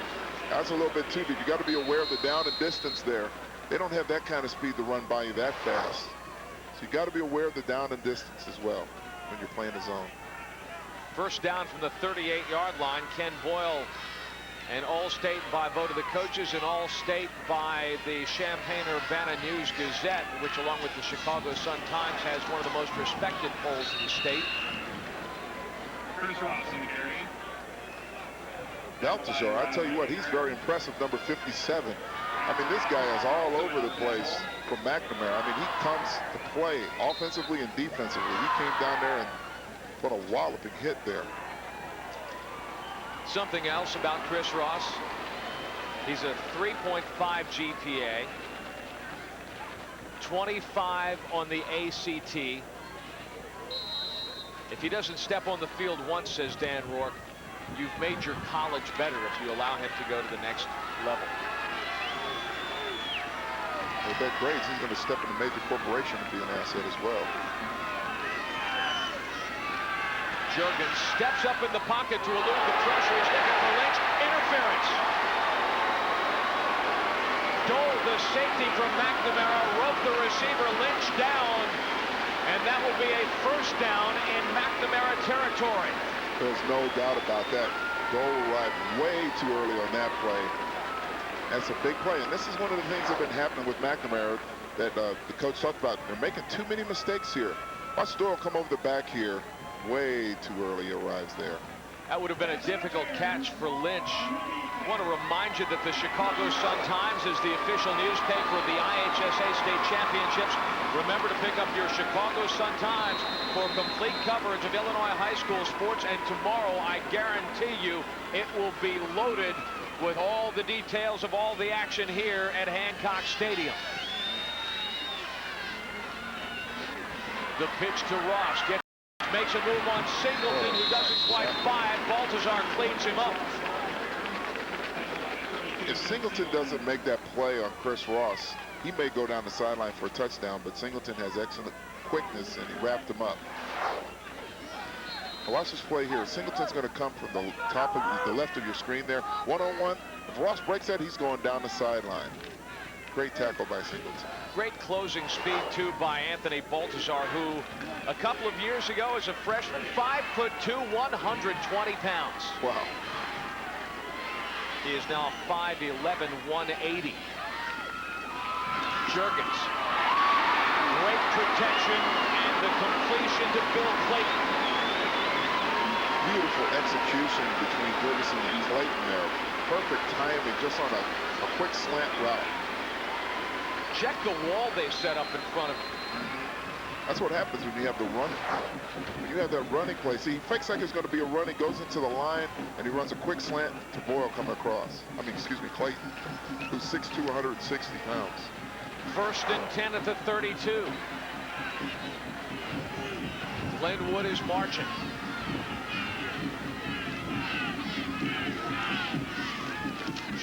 Ross on the pitch. Strung to the edge and hammered out of bounds by Taiwan Hagler. Ty Hagler acted like Marvin Hagler on that hit there. I mean, he bounced him out. Wow, did he put some power into that hit. Richard Annie says, everybody asks after their games who number 22 is. And you can see why there. Hey, print up some calling cards for this guy. He could just stuff them in those guys' pads. Yeah, that's right. There he is, just a junior. Here's the thing you gotta like about Glenwood. This is a team, let's go back to the basics here. They had 5,000 yards of offense coming into this game. Juergens throws it to Lynch. He escapes for the touchdown.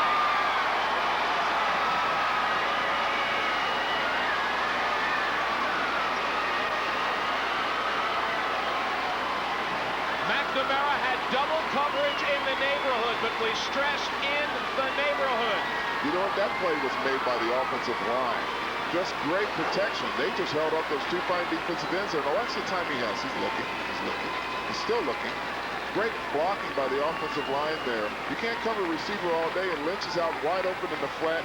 Bad tackling right there by Kimberlin and Doyle. So you got to wrap guys up. We've seen two examples of bad tackling that led to touchdowns. 29-yard pass to Jeremy Lynch, and the extra point by Murphy gives the Redskins a 21-14 lead. We're late third quarter. Glenwood, the new kid on the Hancock block, has the lead in normal. Jeremy Lynch has just scored his first touchdown of 1998 to give Glenwood the touchdowns lead over Bishop McNamara. And let's see how this plays, Brian, into this game, because turnovers, they're giving them too many shots. McNamara's giving Glenwood too many shots with the turnovers and penalties. And now we got to see if they can answer back. Boyle's return for a touchdown, and this touchdown comes off of the interception. You can't have those things happening, and there was a penalty, a delay of game penalty, cost them, you know, a crucial first down on that first drive. It cost back McNamara. Murphy pounds it in the direction of Vince Singleton. They're keeping it away from Hagler. Singleton cuts across the grain. Had a seam for just a moment, but it is closed in a hurry by Charles Brunt. Now, tremendous blocking on the offensive line by Schlichting there, number 71. Now, watch the block on Hagler. He just keeps his feet driving. He keeps after him. He keeps Hagler down. He dives in the last minute, but that's enough to make the throw. And see, that's a lot of times that people don't notice the plays that are made by the unsung heroes, the offensive linemen. And the DBs, I think, maybe they didn't bite because Juergens wasn't faking so much, but the fact is that the DBs came because they thought the play was going to break down, and the guy makes them pay. Mitch Robinson is on the sidelines with more. Brian, I think it's important to point out now, should McNamara be forced to start passing it, Magruder, a shorter player, he also, if you notice, doesn't throw over the top. He's more of almost a side three-quarter arm. All the Chatham guys got to do is lift their arms up. Heat, too, becoming a factor. They're taking a knee on the sidelines. It is hot down here. Beats the alternative, though. Short escapes. And the touchdown is saved by Brinkman. Remember I was talking to you, Brian, about he's going to eventually pop one if you don't wrap him up? This is exactly what I'm talking about. This guy is powerful. He has powerful short legs, stubby legs. And watch this. He's going to run right through an arm tackle there. You got to bring the package when you come against this guy. 35 yards to the Redskins' 31-yard line. Look at the numbers this guy has put up today. We had over 234 yards last week, so he's capable. Ooh. Hammered in the backfield. Now that's how you tackle somebody. Coombe and Boyle. Crawford and Zach Crawford was the first guy in. Zach Crawford has had a couple of explosive hits. Now that's how you hit somebody right there, Brian. I mean, Zach Crawford came in there and just totally unloaded on him. You know, when you have that situation, you gotta get your rear end, everything behind you to tackle this guy. And watch Zach Crawford. Good tackle there. With help from Coombe. Short into the line, and he is roped down by Kalen Hill. Good backside pursuit by the 6', 200-pound senior linebacker. Well, this is a big series for McNamara. Third down. About 8 to go. You know, Brian, with their offense, you know, do you wonder, it's a minute 48 left. They don't have a great kicker. Do you go 2 downs here? And that's something they have to think about.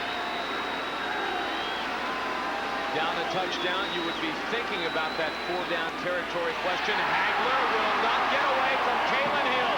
Second consecutive great play by Kalen Hill, one of the leading tacklers on the Redskins side.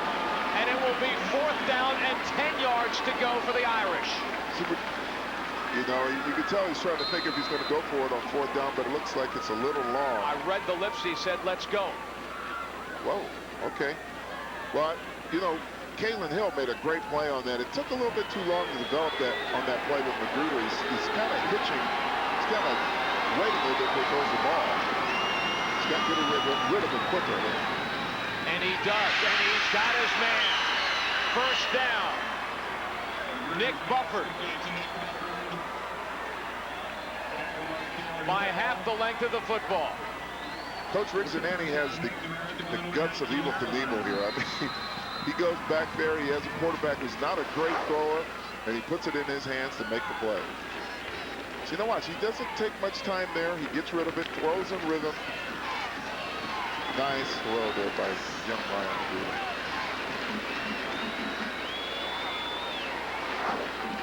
Short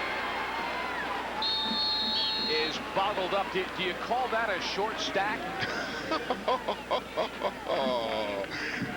I knew that was coming.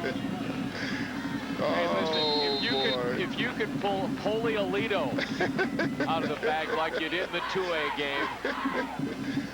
Oh, boy, that's okay. We're one up. We're even. 3-yard gain, 3rd and 7. At the 2nd and 7. You know, at the 16-yard line. He did a good job protecting the ball, too, when he ran in the pile. He fumbled 2 times, so he's cognizant of holding on to that football. That's the end of the 3rd quarter at Hancock Stadium.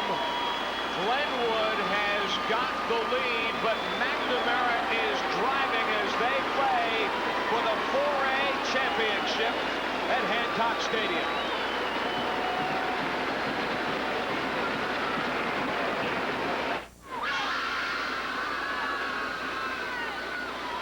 Yeah, something to shout about for the Redskins and their fans as they lead by 7.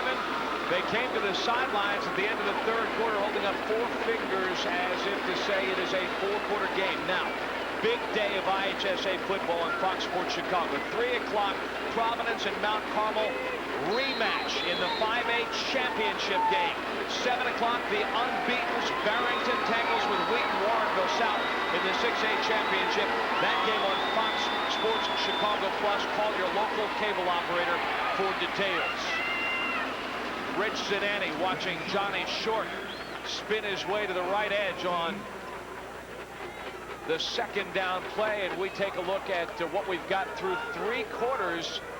McNamara still with the advantage in every category out except for turnovers, and that is the key. That's the difference in the game. Look at that. It's almost a 2-to-1 margin in stats. Not quite, but you got it. In these big games, you can't turn the football over. You can't get crucial penalties that stop your drives. 3rd and 2. McNamara converted on 4th and 4. There you go, right now there. We have motion by the tight end Prophet or encroachment. Yeah, it was Prophet.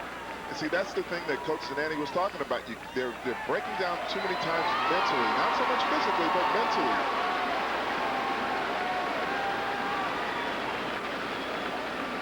These sort of things are very hard to overcome, especially against great football teams. You can't give great football teams additional shots at you, either offensively or defensively.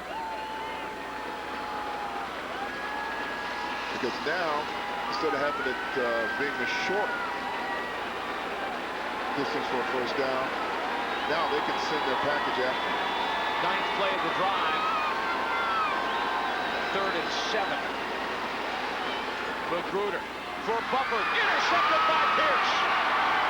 Mike Pierce with his 11th interception of the season. And another drive killed from McNamara, this time inside the Glenwood 5-yard line. You know, Brian, I look for momentum, the things that change the momentum in the game, and I think this may be it right here. He forces into triple coverage there. Pierce just does a great job catching the ball in his back, keeping his eye on the ball. But see, that's what happens when you get those penalties. It puts you in a position you have to throw instead of run and give it to your best player. Pierce just does a great job there. And see, these are the things that could, you know, if you think about important things, the delay of game penalty that led to an interception. Here's another penalty, a motion penalty that led to an interception.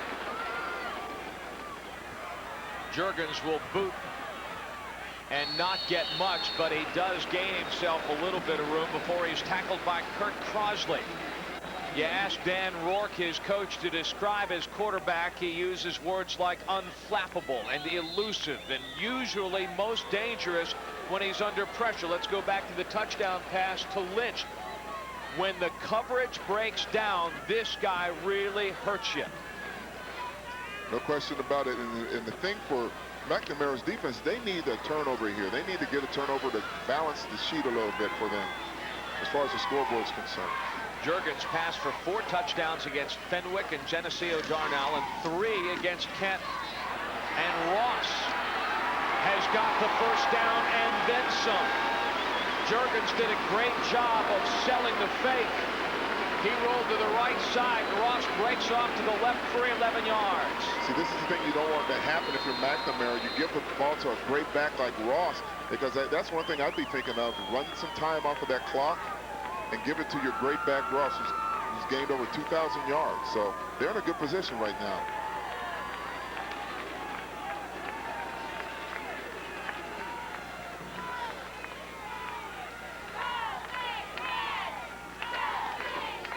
Ross.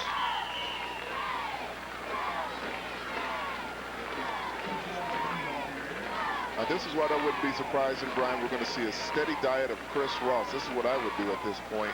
You know, throw him to keep him off balance, but predominantly let him run the ball, let him run the clock down to give them less shots at your defense. If you're Glenwood, of course. But McNamara, they have to start thinking about getting a turnover. If you get a guy wrapped up, the other guy come in there and rip that ball out of there, even if he catches it or runs with it.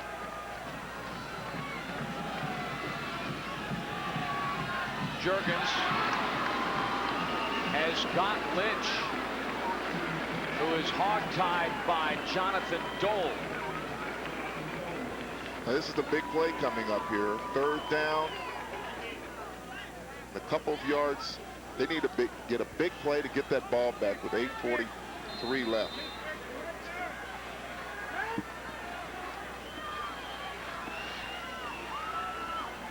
Now, the thing with Glenwood, they have a lot of options. They spread them out 4 wides now. They got a guys flanked out almost to the sideline, so they got a lot of open space, a lot of work to do some damage.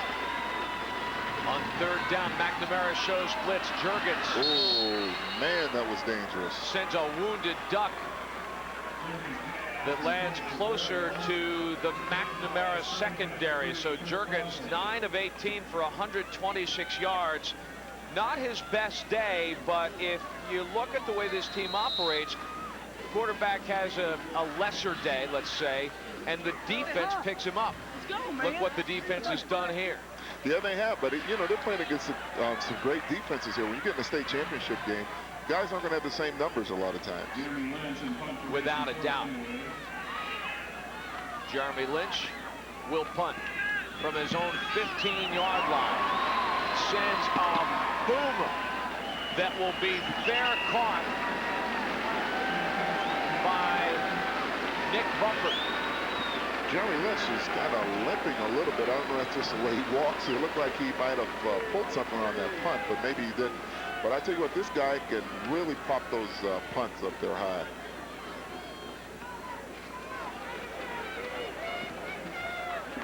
.63 yards to the house for McNamara. And with they need 8 minutes remaining in regulation. And they need this, Brian, because of that interception. They need to come right back and get the momentum back offensively.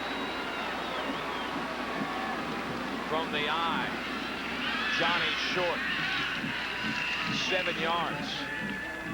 I just get the feeling he's going to pop another one, Brian. I mean, he is such a strong, powerful runner, and the tackling hasn't been the best by McNamara as a whole, by Glenwood as a whole against him. So I wouldn't be surprised if he pops another long run before this day's out. The 4th quarter has not been McNamara's strongest. They have been outscored, in fact, 75-70. Glenwood, on the other hand, has outscored the other guy 96-67 in short falls. Boyle may have gotten a hand on him, but I think that was more Johnny Short's doing than Ken Boyle's. Yes, it was. We call that the turf monster. The turf went up and bit him a little bit. He tried to make a move a little bit too quick. He saw the opening, and he tries to scoot to the outside, and he got his foot caught under Belshazzar there. 3rd and 4. McNamara 3 of 8 on 3rd down. Magruder will put it to Bufford for the first down and more. Nick Bufford. He's got the breakaway speed, and he is gone. Touchdown, McNamara.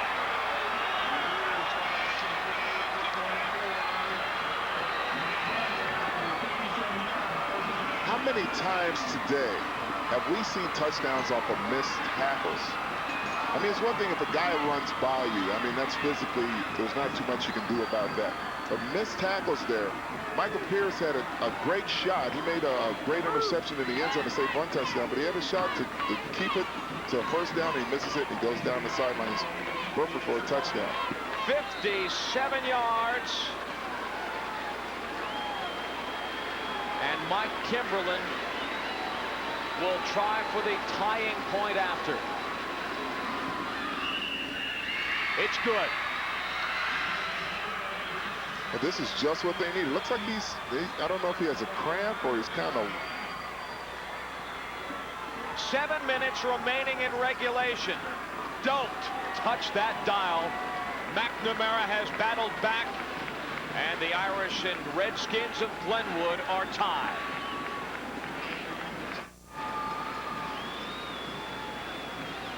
Nick Bufford, 6 receptions, 134 yards. But right now he is trying to work out a cramp that I think he has told the medical staff is in one of his feet. Mitch Robinson on the sidelines.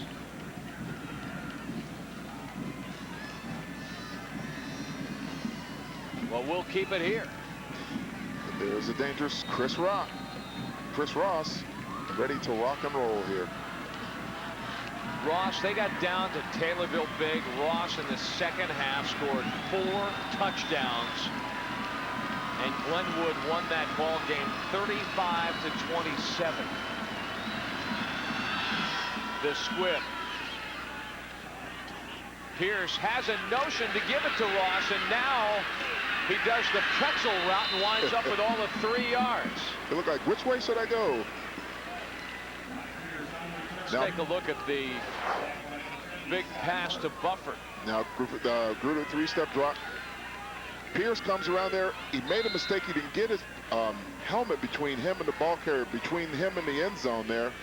And Bufford just turned on the jets and blew by him. And you'll see right here, you've got to get your helmet on the outside between T's on the inside there.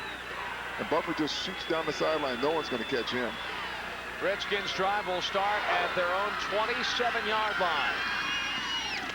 Hand off quickly inside to Ross. And a great open field tackle by Jonathan Dole, the sophomore, to keep that from turning into a huge play. Bob Belland, the defensive tackle for McNamara, is down. It did not take long. 3 plays, 63 yards. We've had a couple hits of lightning here at Hancock Stadium today. Bufford 57 yards. Belland getting some medical attention, and I don't know what happened to him. He was on the backside of the play. Oh, that looks like that might be a knee there.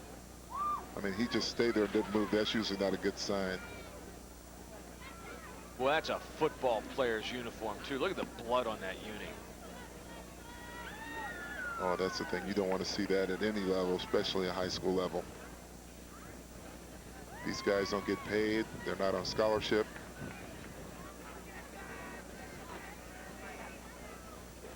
They're doing it because they love it.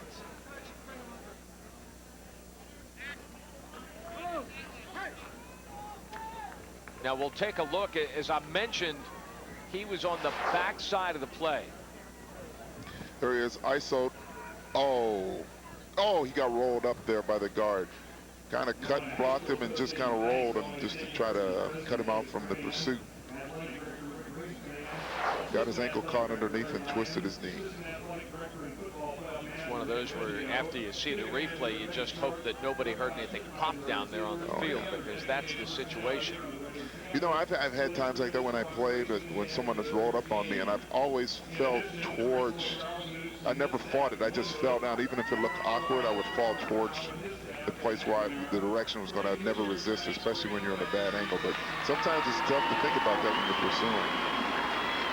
He does get up, and he gets a nice hand from all hands, including those who are cheering for the other side.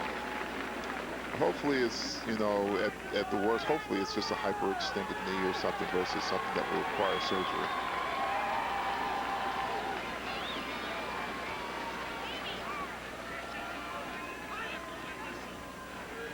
So they'll make a substitution on the McNamara defensive line. Scott Worth is into the football game, junior.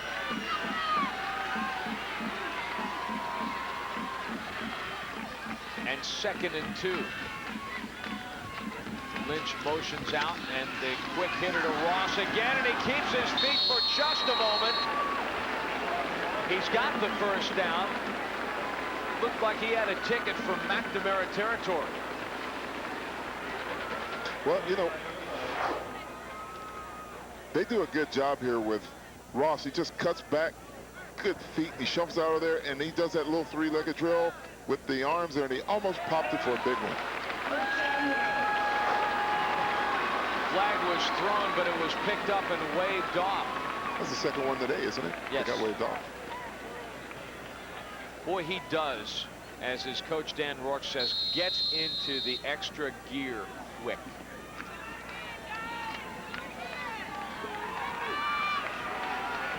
Let's go back here as we hit the midpoint of the fourth quarter to something else Dan Rourke said, and that is that no lead is safe. The handoff to Jeremy Lynch.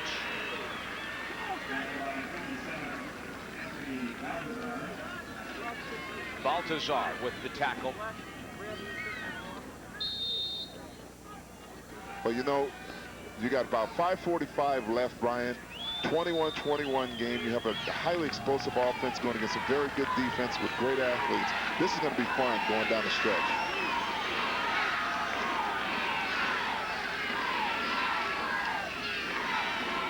Had two receivers, one in a slot to each side. Now Juergens on the boot, and he is hammered out of bounds. I mean, hammered by Rob Wendinger. That is a separate the man from his senses hit. Juergens a little bit slow to get up as he was blocked into the Glenwood bench. I'll tell you what, Bishop McNamara brings the package when they hit. I mean, they unload on people. They launched him into the bench on that play. Watch Dinger 44 coming up here. Boom. Right at the illegal hit. Now, they would have called that in the NFL because they don't let you hit the quarterbacks. They're too expensive to hit.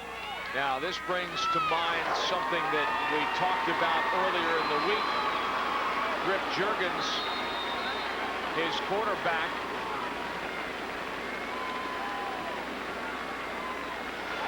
Now, Boyle, number one, he's coming out into the flat. Good coverage there. Now he turns it upfield. He sees that, but he can't get it to him. Good coverage by McNamara. Asked Dan Rourke, who's your backup at quarterback? And he gave me the name, and then he said, we probably need a new coach, too. Boyle, the tight end, gets away. He escapes the tackle of Olmstead, and he gets the first down. There is a flag on the play. Olmstead's a big guy himself, 6'4", 245 pounds. And he has Boyle there. He should make that tackle right there. Wrap him up. He's a big guy. What you can't see, late hit by Wendinger there. Now watch Wendinger come in there. Oh yeah, that's definitely late.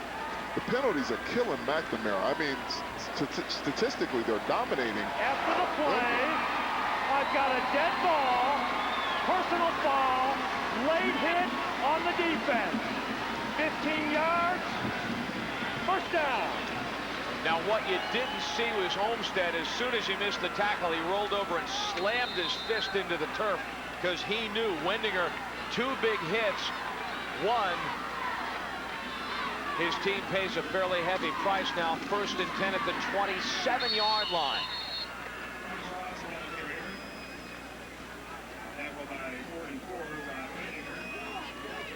Let's take a look at Wendinger's work here the last couple of plays. Now, Wendinger, he does a good job on that first play. He launches the quarterback into next week there on that hit. But then he comes back and makes a critical mental blunder. He comes in there late, puts the hit on Boyle. And that's what maybe they're undoing McNamara. They keep getting penalties in the wrong time, which can lead to touchdowns for the other team. There's a difference right there. McNamara has more than doubled the penalty yardage. Now Ross gains the edge. He slips inside, gets past Bufford, and he's inside the 15-yard line. First down. I think they ran Ross from the fullback position. Mitch Robinson, something up with Ty Hagler? That's right, Brian. Ty Hagler on the sidelines, ice on the knee. He has a bad knee. He got hit on the chop block, he says. He had surgery on the knee. He won't be back, and they definitely miss him on that defensive side. There is no question about that. Tywan Hagler with 18 sacks. That's a bad blow. They've actually have two players out now by those low blocks. Rich Denani says he may be our best player. There's Hagler on the sidelines.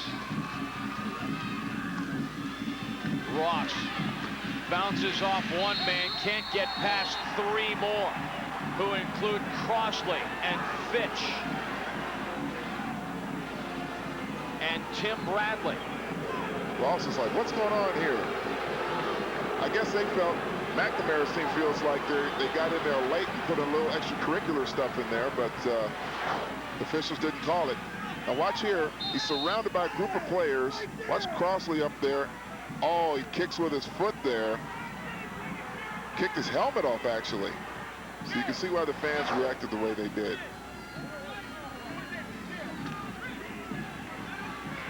We are approaching 3 minutes in regulation.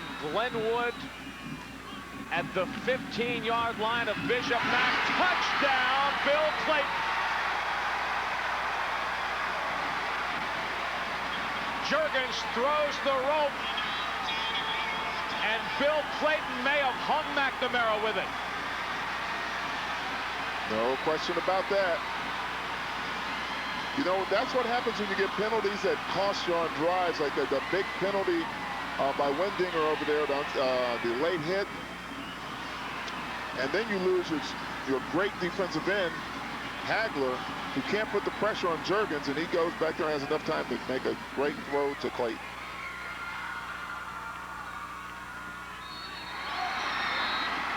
The point is good, and Murphy was roughed after the kick. Santa Claus, he's got a sign that says, all we want for Christmas is a state championship. And right now, Glenwood has the inside track to get it. And now there's another penalty by McNamara, and I think it's Wendinger again. I don't know. That one's a tough call there because it looked like he just didn't look like he rolled in on purpose on the kicker, but I think that's what they're going to call. Kicker on the defense. Penalty is declined. The extra point is good. So this one won't cost. No. Sometimes, you know, I think in college and in the pros, sometimes they add take it it on the the kick. kickoff. So in high school, that's not the same rule.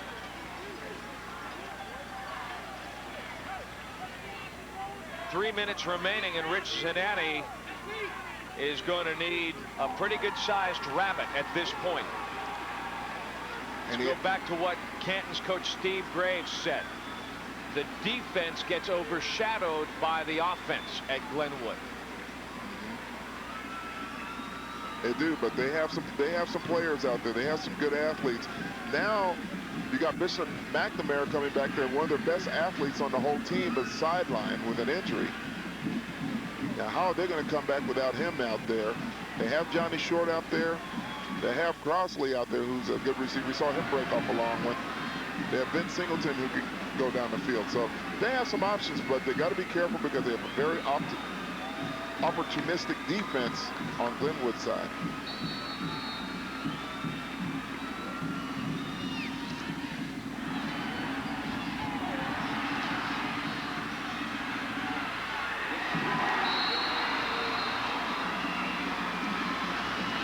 Wendinger. 9 plays, 73 yards. It ends from 15 yards out. The story again is nice blocking by the offensive line, getting everyone down, makes it an easy throw there to Clayton from Juergens. Juergens is just an outstanding passer. Great throw.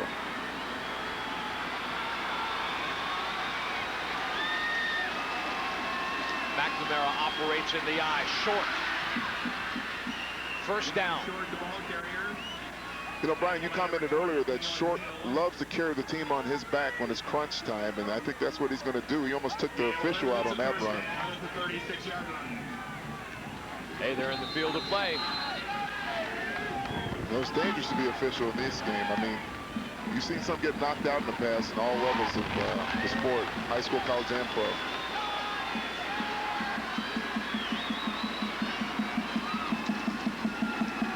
Magruder will air it out, and the ball is nearly intercepted again by Pierce.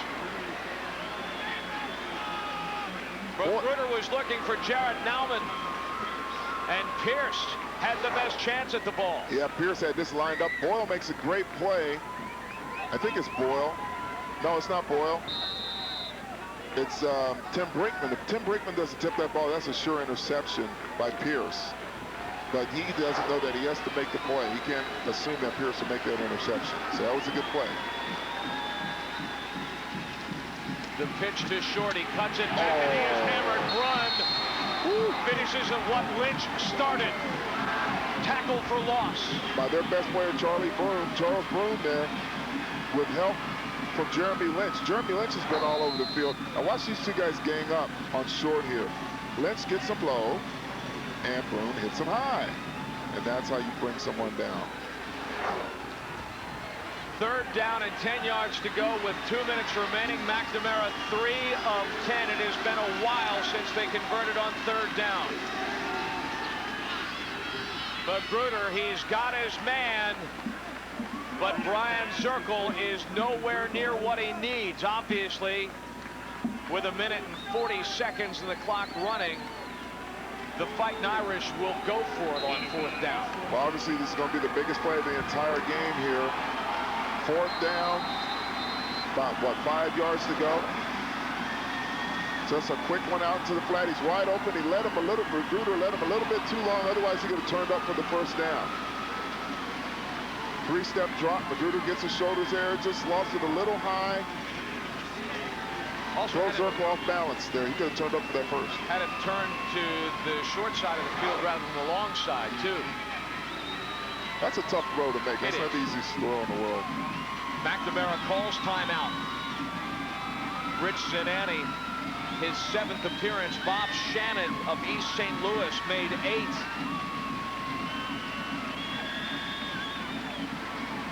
Shannon and Matt Sempner from Providence, who will be in the 5A game, have won 6. Zanani is right up there with them in terms of achievement in his 24 years. Well, let's see if Zanani can pull another rabbit out of his hat on this drive. Hey, high school sports fans, don't miss IHSA Sportsnet on Fox Sports Chicago. Join the host, Tom Waddle, for 30 minutes of the most complete high school sports action. That's IHSA Sportsline every Sunday, 11 a.m., only on Fox Sports Chicago. 4th down and 6 yards to go. How nervous the crowd is for McNamara.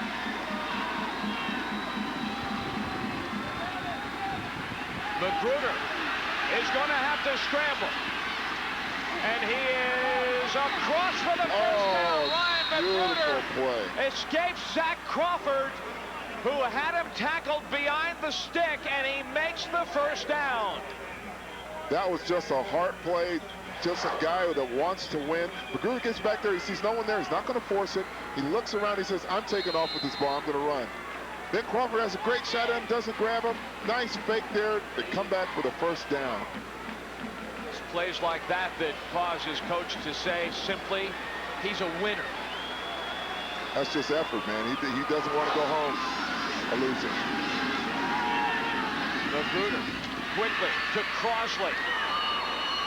35-yard line, 34 on momentum. 1st down, McNamara. McNamara, as much as they've shot themselves in the foot, they just keep coming back from the dead here.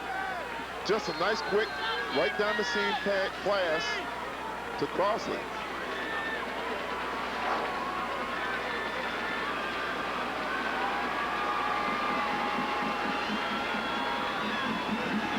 Magruder rolls out and completes the pass to Crosley again. He is tackled by Daly and Crawford after the 1st hit by Skip Clayton. I have a feeling that Bishop McNamara is going to try to sneak Johnny Short out there from the fullback position. I've seen that also done by the Redskins with Chris Ross. But sometimes what coaches try to do, they'll try to put a guy in a different position so you're not watching him and suddenly have a quick hitter for a touchdown. Ryan Magruder, 11 of 18 for 181 yards passing. He's got Bufford. Bufford loses the football. And it's fallen on by Glenwood. The fumble is recovered by the Redskins, and Glenwood is going to win the 4A championship, barring some miracle.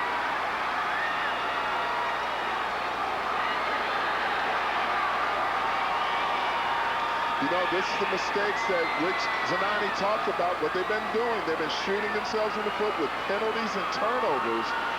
And that one, oh, you just feel so bad for Bufford on that one because he's trying to make an effort to get upfield, and he just loses sight of the football. Mike Pierce kept Bufford from getting back to the ball, and Ryan Daly was able to recover. Now watch him. He turns upfield, and he just loses the football. I mean, there's nothing complicated about that. He just wanted to make a move and just lost sight of the ball. Terrible break for Bufford and Bishop McNamara, but a tremendous game for the Redskins.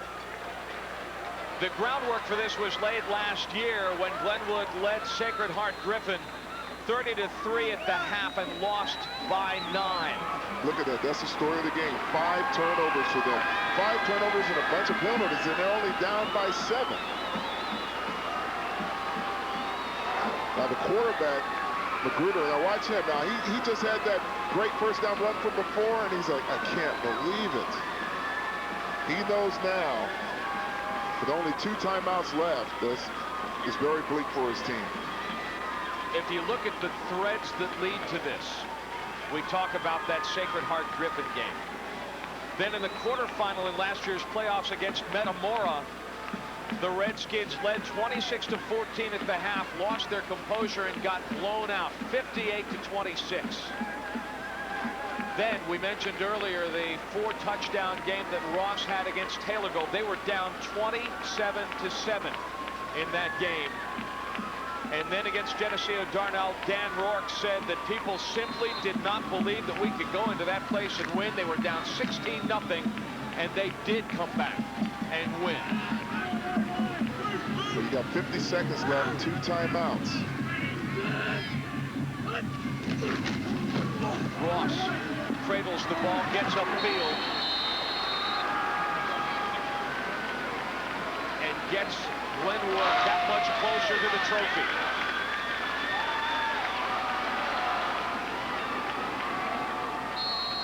That's why you give it to your best player running the football. He knew to protect that football no matter what. He wasn't going to try to be fancy. He just wanted to make sure he held on to that football. I think most of the city of Chatham has come here today. Glenwood High School located in Chatham, 7,000 citizens. And I do believe we've got most of them here.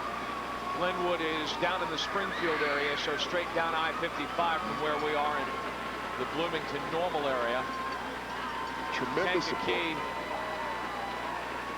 up I-55 a little bit over, right off I-57. And they turned out for their guys as well, but unless lightning strikes one more time, and this time in their favor, the 7th time will not be the charm for the Fighting Irish. Well, if you turn the ball over 5 times in a championship football game, it's very, very unusual that you'll ever win a football game. And this is what's happened right now. Unless Glenwood gives them a gift, looks like it's very bleak for McNamara.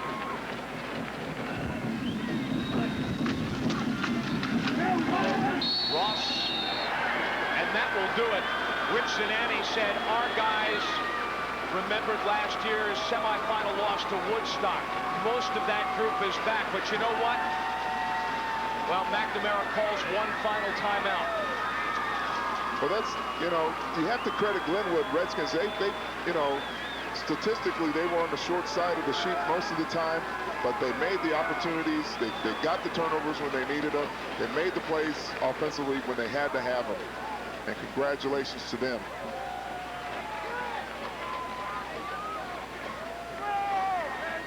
Coach Dan Rourke there, just making sure everybody knows what they're doing. He's making everyone aware of the situation now. You know, he's hey, no more timeouts, 32 seconds left. Protect them. Won't do anything for me. We have this game.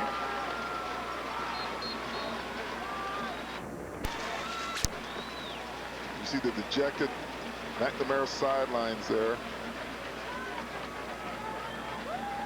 They played hard. They gave it 100%. They kept coming back. They didn't quit.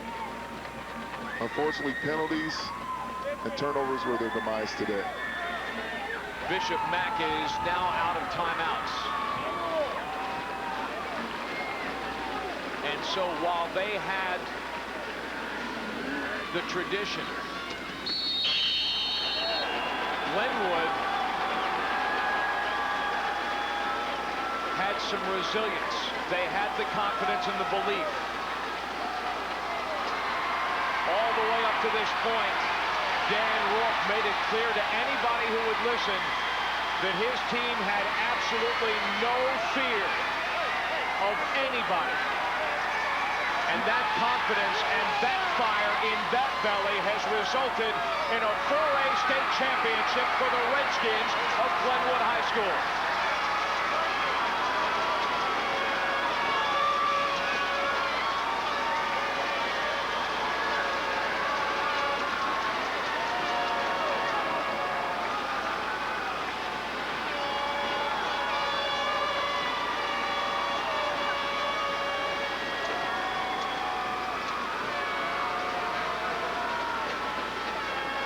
Great to soak in that high school emotion here in the crowd.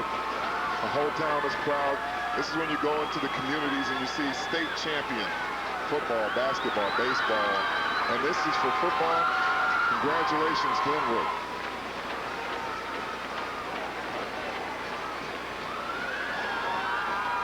Rich Zanani had his guys over on the sidelines, and he said, hey, you go over there and shake their hands. That's why I enjoy high school sports. There's so much more sportsmanship in it. Not a lot of hot dogging like you see in the upper levels.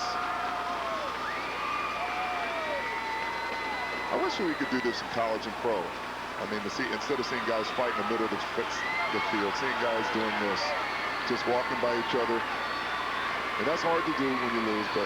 Hey, Santa can put the sled in the shed. He's got everything he wants for Christmas. Well, the weather's not treating him right today, I'll tell you that.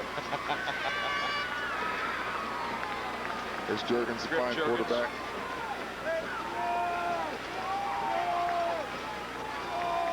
Rourke talked about his escapability, his elusiveness, and that's what made them pay. You know, we had a lot of players that really stepped up today. Juergens, he stepped up today. Boyle, he played big. Pierce, I think about that interception when McNamara was threatening. Pierce made a great interception there on his back.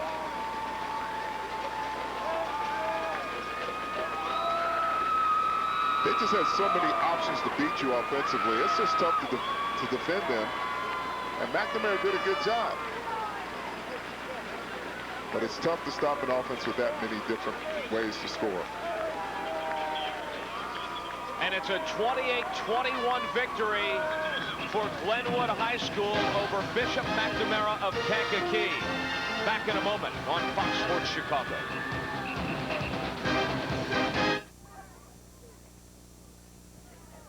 So the 4A championship to Glenwood. Don't forget the 5A and 6A games are coming up, and they will both be dandies. Bishop McNamara receiving the second place hardware.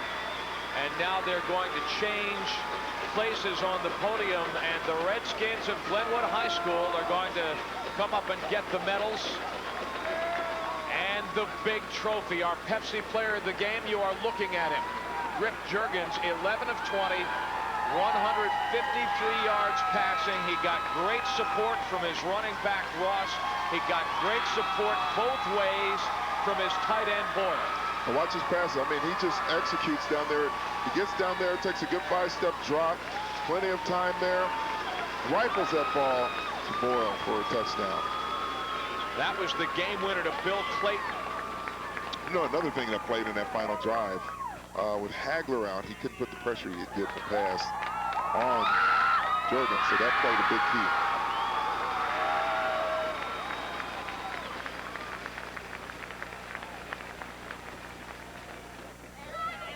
Nick Bufford,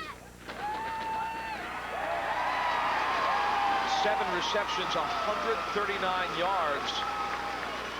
A new 4A record for receiving yards in the title game, but you know that is going to taste like dust because it was Bufford who fumbled the ball away inside the final minute. Yes, indeed, Griff Juergens, you are #1 and your fans know it. Oh, you feel so bad for him. Bufford. I mean, you know, something like that, you know, that's something you're going to remember for a long time, unfortunately. You know, you're trying to make a play, and things happen sometimes. Here's the yin and the yang. Juergens 3 touchdowns, 1 interception. Magruder exactly even, 153 yards, but 2 touchdowns and 3 interceptions. And that thing is going to look nice in the trophy case at Glenwood High School.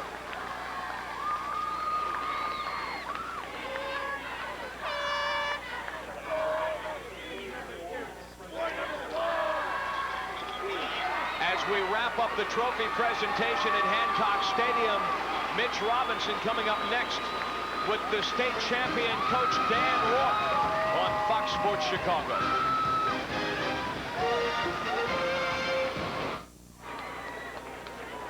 Let's talk championship football with the coach Dan Rourke. He's with Mitch Robinson. Thanks a lot, Brian. We are with Dan Rourke and his family, and a couple years to your son plays for you. But let's talk about today. You had faith in the guys at halftime coming out. You knew you made the keys and you played them right, you would win this game. Well, we knew at halftime there was actually no score. It's 14-14. It's a clean slate, and we just told the guys, come out. You got 24 minutes. Let's just give it everything you have. And good things have happened to us all year when we play hard, and it happened again. Can't say enough about your quarterback. No, you don't have enough time for me to go into it. Griff Juergens he's great. He's been kind of overlooked on some of these all-state teams, but like we talked about a minute ago, he's the best in the state. He just proved it today. He won a state championship. One time here, and you got 1 win. You got a lot to live up to next time. Hey, that's all right. You got to start somewhere. 4-hour trip down here. You said it's going to seem like about 15 minutes going back. Well, I don't know. You know, we're excited about getting back and just celebrating with everybody and just having a good time. We've got the best fans in the world. My goodness. These folks just come out in droves, and it's just unbelievable. I was going to say, why don't they change the zip code over here, because you got the whole town in here. Well, that's right. That's right. Congratulations, Coach. Way to win it. Thank you very much. Dan Rourke, and remember, this is the first time now that the first team that scored didn't win the state title game this year. Ryan, Al? Mitch, you were all over that one, no question about it. We were trend spotting, but let's take a look at our final stats as Glenwood breaks the mold. Look at that. I mean, if you're looking at the stats outside of time of possession, looks like overwhelming for Bishop McNamara, the yardage, but the turnovers is the big key. Turnovers and penalties they don't have in there. That's the key that cost McNamara the game. Well, Dan Rourke said that Bill Clayton, his halfback flanker, was one of the guys that he was really impressed with in terms of his playoff performance, and he showed it as Clayton was the guy who hooked up with Griff Juergens for the winning touchdown this afternoon. Well, Juergens is such a poised quarterback. I mean, this guy, he comes back there. He's tall. He can look. He's 6'3", 170. He just stands there. He waits for his receiver to break, anticipates well, throws it right over a quick slant to Clayton for a touchdown. Look at Clayton celebrating there. Take another look at this. Clayton actually got this team started with some strong play early on. See, just a quick slant across the middle. Just create separation between him and the defensive back. Great route and run, great throw. And that's how it ends, and so they're going to savor this one. A couple of quick thank yous to obviously Taylor Bell and the gang at the Chicago Sun-Times. Also to Kristen Lanning and the folks in the Daily Journal in Kankakee, Robert Burns of the State Journal-Register in Springfield for their insights that helped us to prepare for this broadcast. Obviously also to our hosts here, the Illinois High School Association, Don Robinson, Dave Fry and company, for their hospitality and another great time at Hancock Stadium. Now, stay tuned, because in a matter of minutes, 2 o'clock, we'll have the IHSA Cross Country Championships, followed at 3 o'clock by what could be, hey, arguably the best game of 1998, period, as Providence and Mount Carmel go toe-to-toe. It's the rematch in the 5A championship game. Now, for Al Harris and Mitch Robinson and our entire production crew, thanks also to David Berkson and Brian Dyer, statting and spotting. I'm Brian Davis saying goodbye from Hancock Stadium, where the 1998 IHSA 4A champion Glenwood High School with the 28-21 victory over Bishop Mac. The proceeding, a presentation of Fox Sports Chicago and Intersport Television.